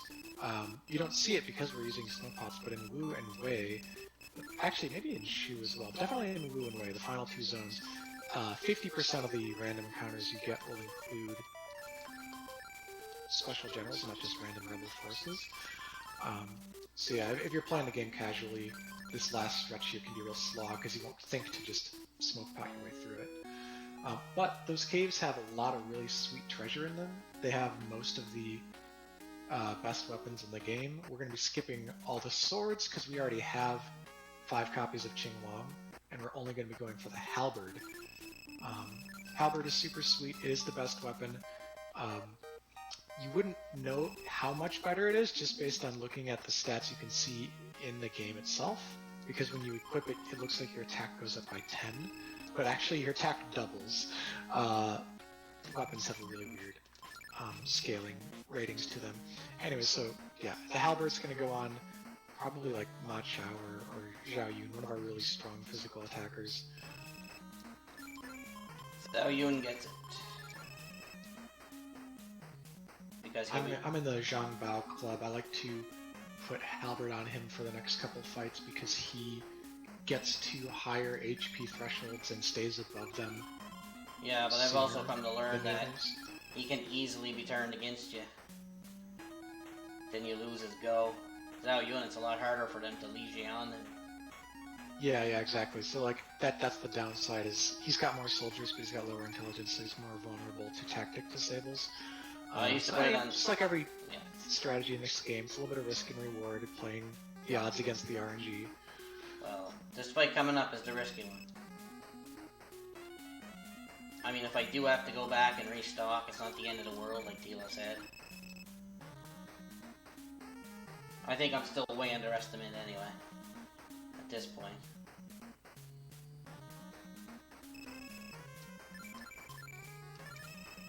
So, we'll see anyway. We'll do what we can do, and that's about it, I guess.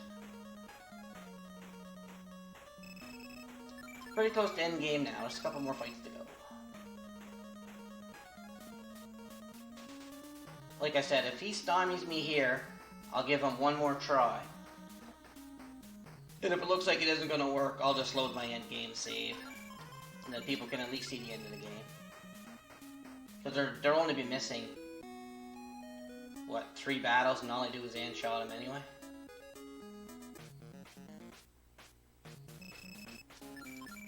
It's not like you're missing a whole pile. Right? So, we won't go overestimate for sure. Either way.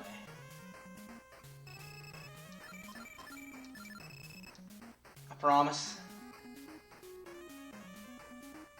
Well, currently, I can tell you as much that we are currently at like 305 with an estimate of 345, so I think if you could show us some more content so that we do not end up 40 minutes ahead of schedule would be great. Oh, okay. No, okay, then if I die, I'll keep going. If he stymies me, I'll keep going, yeah. No worries. I didn't know we were that far ahead.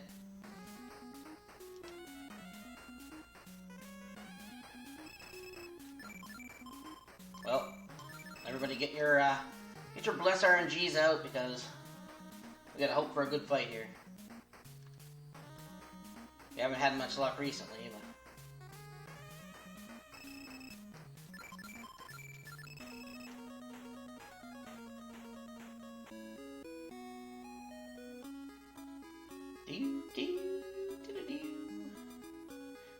Yeah, I only meant I'll show the end game battle if I'm really close to going over limit, that's all.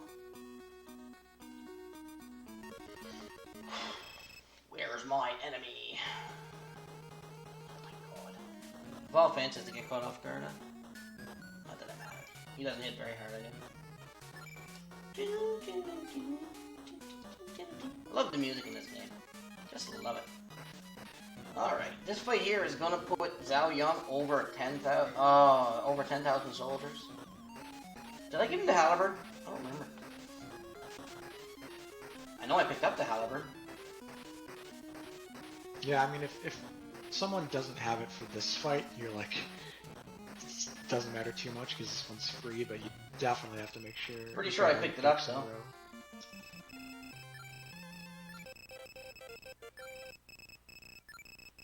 Also, some time ago, I stopped commenting on the change in the colors of our health bars, but now we're at the slightly darker blue health bars, and the final ones will be green a couple fights from now. Alright.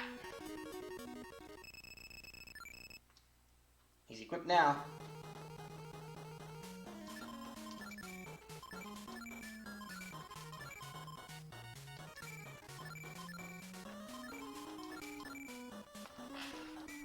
Alright, sending all our good vibes and good luck for this fight. Tactic points 123 to start. Semyon uses a huge chunk of those. Every Beiji is 10. I'm not and the Beijing healing Matt tactic Chow. is 4. I'm only Beijing 3 guys.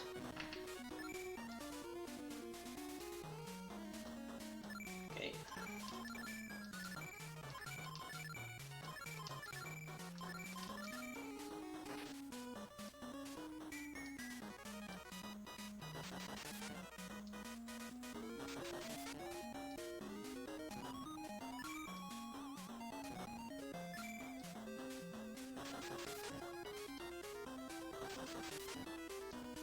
There's where the big boy damage comes into play.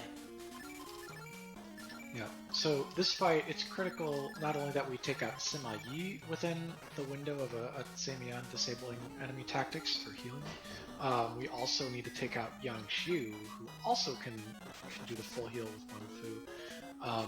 Sometimes you'll risk it in a speed run and try to kill him without Semyon protection, but I mean, it's all a calculation. How many tactic points do you have left? How's the fight going? You know, how are you doing against your time? Are you trying to push for a really good time? It's all a matter of, do you want to risk it for the biscuit? That's a good way of summing it up, Canuck. But we are going to get by.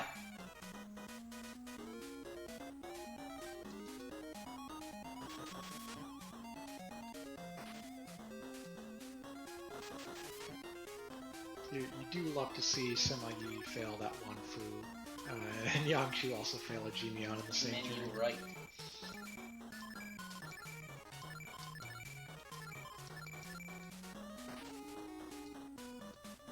Since I still got See Me Ann on, I might as well take this guy down with power pills. Yeah, totally agreed.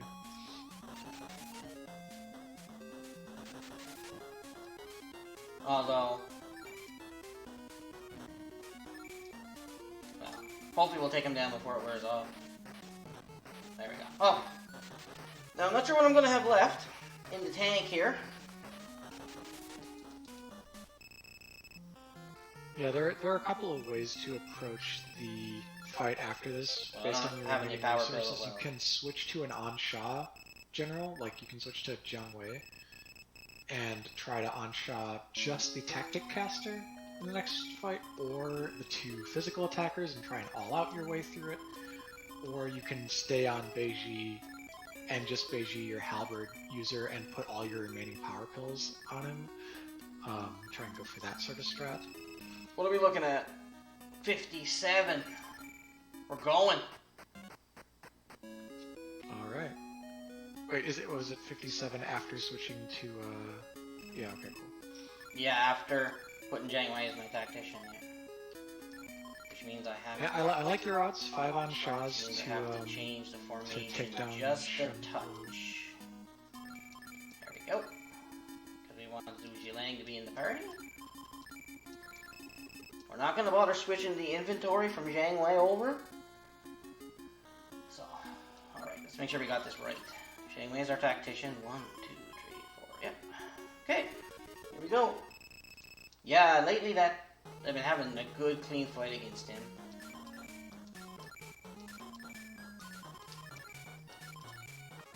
This is really the last major stopping point. If this works, the rest of the game is pretty... I wouldn't say 100% to win, but... your odds would be a lot higher. Oh, baby. First round. Go team.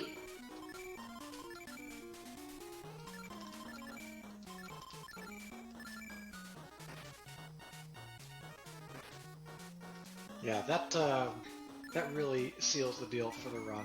We at this point should come in under 3:30. I think once you tally up the time it takes for the final few battles. I'll say we'll be around 3:30, a little bit after. Change the formation once again. Mallaying my strategists. Yeah, this spot. So we finally get to heal here at this castle, and it's a really convenient spot because it's just a hop, skip, and a jump away from these next couple of fights. We can go up, use all our tactic points on shying the generals at the gates prior to the final fight, come back, heal, then go get our power pills for the one last final fight. It's actually funny, you in the speed run, and if you're playing casually, maybe you can discover this as well. You retreat, you escape from the final fight to go refill your resources. What other RPG do you run from the final battle because you're like, oops, gotta go heal?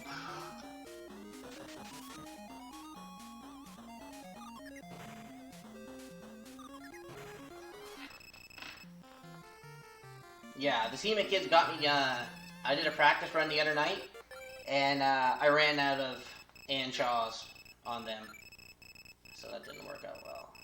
For me, anyway. What have I got? 72, we can do one more. Look at this group! Look at this ragtag bunch of munchkins trying to get me.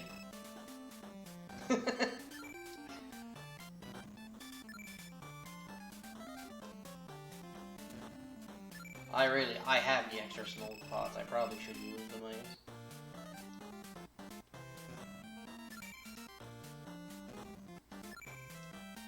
Well, we got a bit of time now. I mean, if they don't want to be too far ahead of time. Oh, come on! Seriously? I don't want to kill them because I'm going to have to get every one of them to join me. Oh, man. Yeah, this is a kind of a goofy zone here. So we've wrapped around the entire map, and we've come back to Luoyang, which was the capital that was previously occupied and burned down by Chuo.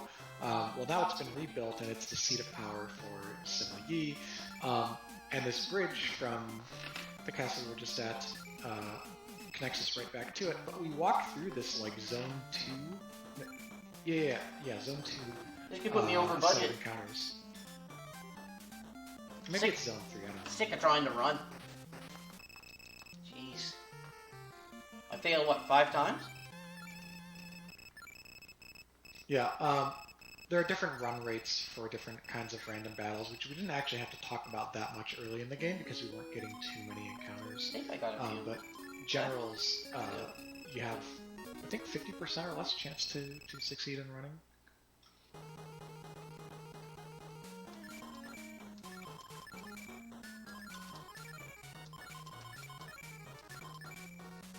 Oop, failure.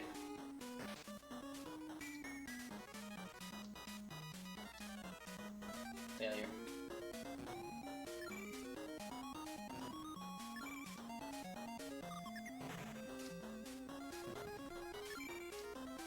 So what we're gonna do is take this a little bit safer. We have the extra time.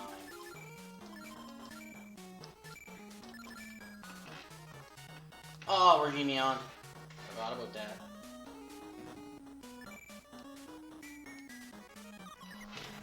Alright, we got super powerful Juicy Lang throwing out those anchovies. But I agree with Cheese. It looks really satisfying to see those green bars just disappear. I mean, I can all out this, I guess. He does have anchovy. I mean, Wong Fu. Yeah, this is, of these 3 gate battles, this is the only general of all of them that's even mildly threatening in terms of, like, how much he might slow down a run if things go wrong. Well, it's my last one.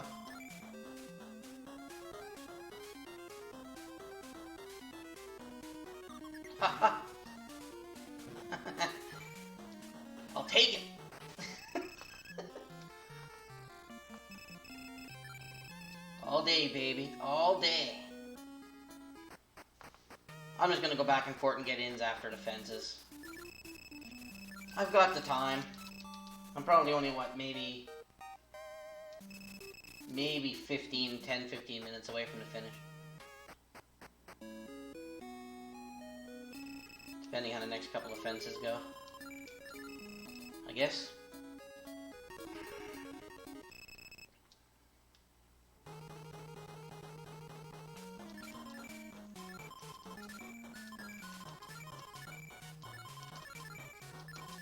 Plus, I'm doing most of this Anshaw from memory.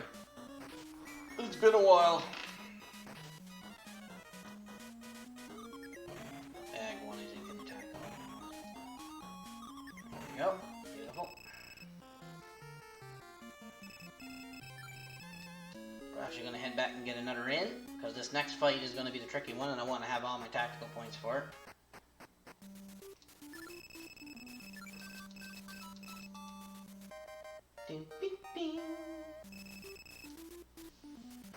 Yep, super close to be able to heal at this inn here. Depending on how aggressively you want to run in the speed run, you can either take 1 or 2 in trips before going up through the semi-final fight. Well, my tactical points dictated the ins on this one. Yeah.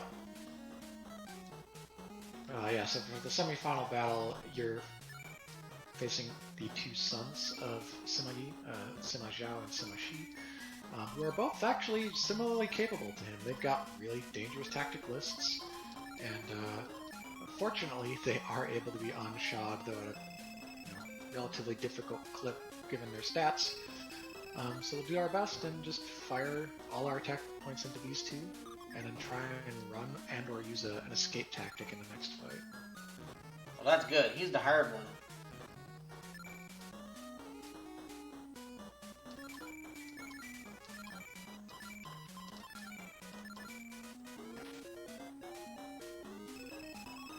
I like the way they talk to you.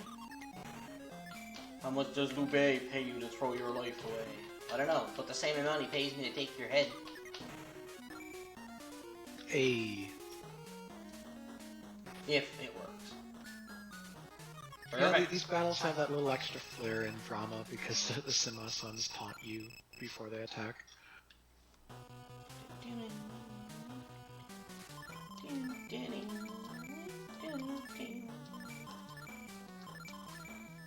Are we gonna get a good run or what? Well, we're definitely coming in under estimate. I would say depending on the run from this point, we should be sub 330 at this point. And I don't think there's any bonus games I can show people stuff. I mean, the credits themselves are enjoyable to watch. You know, there's some music and it goes around from place to place. So between shopping, the final battle, the credits, it'll fill the time. Well, if I don't run... Yeah, it takes a little... So if all these Guihans fail, then you can either try to manually run, which is low odds, or you just all out and death warp the fight. Guihan is a retreat tactic, but its success is based on your general's casting intelligence and the leading general of the opposing party, which happens to be Sima Yi, the second highest in the entire game. So it's very likely to fail. So yeah, the death warp just means you spend a little bit more time resurrecting, and it does take longer to get out of this fight because you have to wait for your HP bars to drain. But they do a good job of pounding you into the ground, so... Look at that. Didn't get a run. Shouldn't take them long to pound me. We can win this fight, though. Maybe not. It's gonna be close. Maybe not. Ah well. We tried. See, at a point like this, if I was underestimated or going to post estimate, I'd just reset, because I gotta save anyway, right? But we'll just do it right. We'll do it the right way. I don't think I have any resurrects left. No. Okay, so we're gonna go to Jizu. More shopping! Yay! Yep, this is the last shopping trip.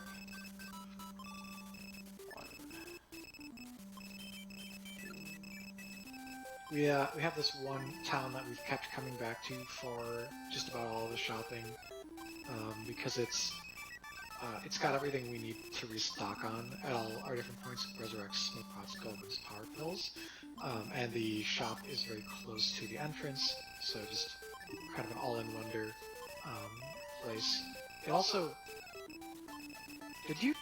Yeah, of course. You took the free level up. I don't think I was paying attention at the point, but there's a point earlier in the game where we come here and there's a house out back where we can get a free level up. Yeah, you take it after you settle Wee and Woo. That's when I take it. I don't even know who's got power pills anymore. Oh yeah, no, Young got a lot, I think, because I don't think he used any. Yeah. Like, if you're going for, like, max speed on this last fight, you just need, like, 3 power pills on each of your melee characters. Maybe one more on your halberd wielder. But for, for marathon safety, you could go, like, 4 or 5 power pills.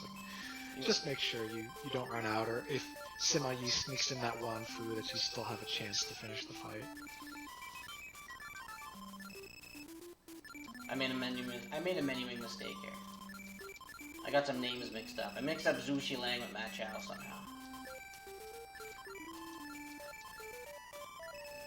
Well, I'm trying to bring it close to estimate at least. All these mistakes. All as planned. Happy accidents. Exactly.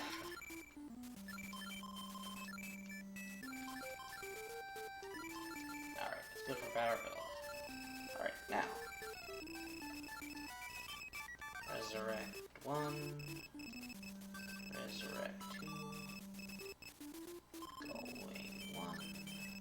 And 4 smoke pots for the walk. In the meantime, mind if I just Go right ahead. talking a bit?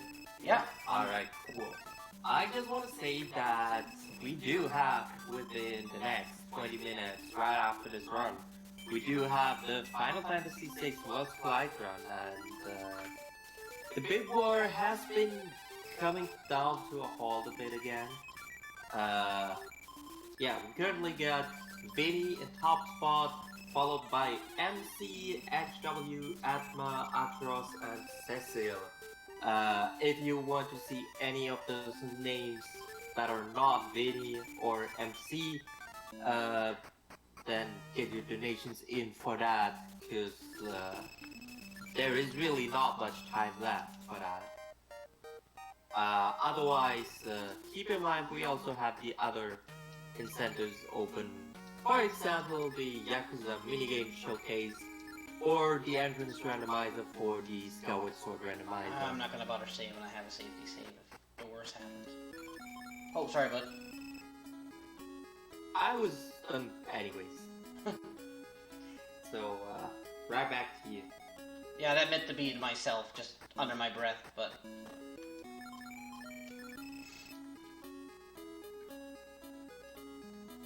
So we're coming up on the last fight. So... You're gonna get to hear the great music one more time. And hopefully we can finish it off here.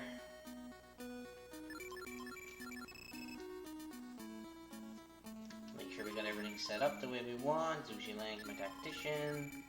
Order looks good. Let's go. Good luck. Thank you, sir.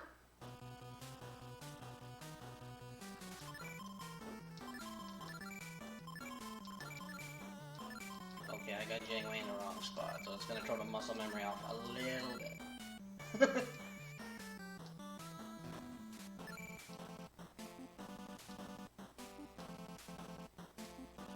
Have I dropped any more frames since I dropped them earlier?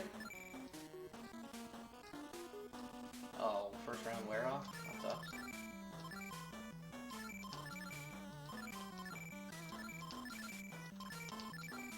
It's alright, if I happen to stymie here, I'll just use the save that I have lots of tactical points on.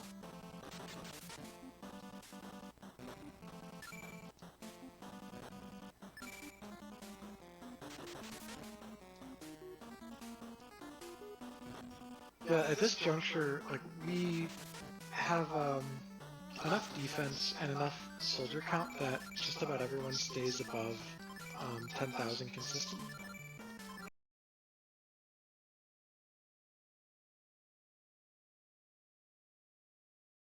Especially if we're getting off arts and on something you can't use his AoE fire tactic.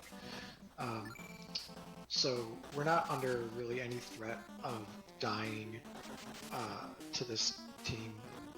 It's really just about, can we keep their tactics suppressed, eliminate Sima Yi before he full heals, and the battle's basically a wrap from there. You use up the rest of your power pills on Qing Yu, but that's really it.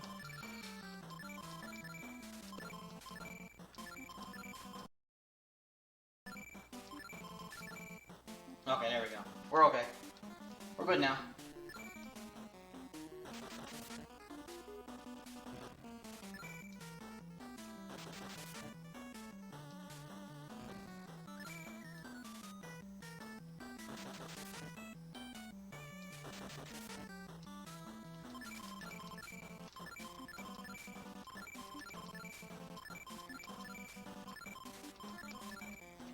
Should finish off this guy.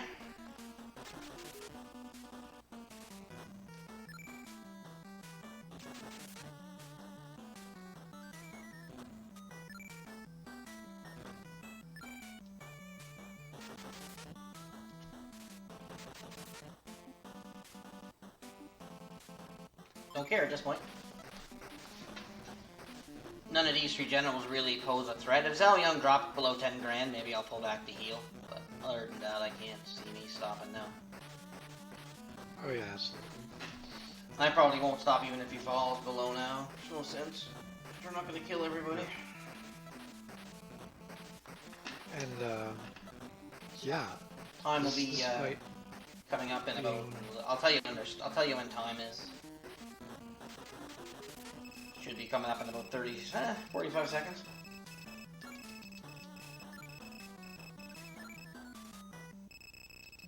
Good run. This would have been a world record like a year ago. It's amazing how like this run really didn't go that well, and it's like it's like way down. But Tilo and AC really dropped it with the strats. They deserve all the credit for how low this game's gotten now. And I'll tell you when time will be.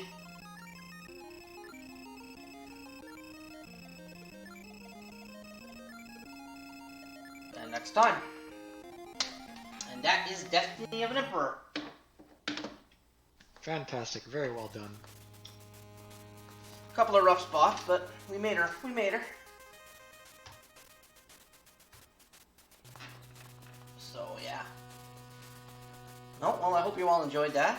Cheese, thanks for commentating, buddy. I appreciate that. Oh yeah, thanks for having me on. This is absolutely a marathon of a run, and fitting to be a part of such a long and wonderful marathon of games as well. So I'm glad we both made it through the 3.5 hours. Yeah, for sure. Yeah, 3:30. 3:31. That's a bad run, but for marathon safety strats and the mistakes I made, it's actually not that bad. Honestly. Thanks for the GGs, guys. Cheese, Elastoid, Tilo, Ravlin, AC, She. Hey, no problem. I enjoyed running. I was a little nervous at the start. I didn't know if I'd make estimate there when we were having a little trouble, but yeah, that is it for this run. I do believe we still have some time before the next run's setting up, and I do believe the next run is the Final Fantasy VI run, is it not, Flo? Or... Oh, way to go, I just muted myself again. Yes, indeed. Coming up next, we do indeed have the Final Fantasy VI World Collide run. Depending on how fast the stuff is you have to show us, we can maybe squeeze it in. Oh no, there's nothing else on this game to show you. Yeah. If I had thought about it, I could have showed you what happened when you don't stay at the inn and the guy punches your lights out. Alright. Actually, no, well, I don't then, have to say I guess, GG's again to the Hangry Canuck, and thank you very much for running Destiny of an Emperor. No, thank you. And Well, thanks for we having me will for be sure. right back after a short intermission with Final Fantasy VI Worlds Collide by... Could try to recruit a general, I guess. Thank you. If we do have a few minutes, I could show everybody how you can recruit generals. That'd be interesting. I will leave that up to y'all though. No, I and think the host I think to we're all pass right. us on to the next. Nope, perfect. Either way. Thanks again, Cheese. Appreciate it.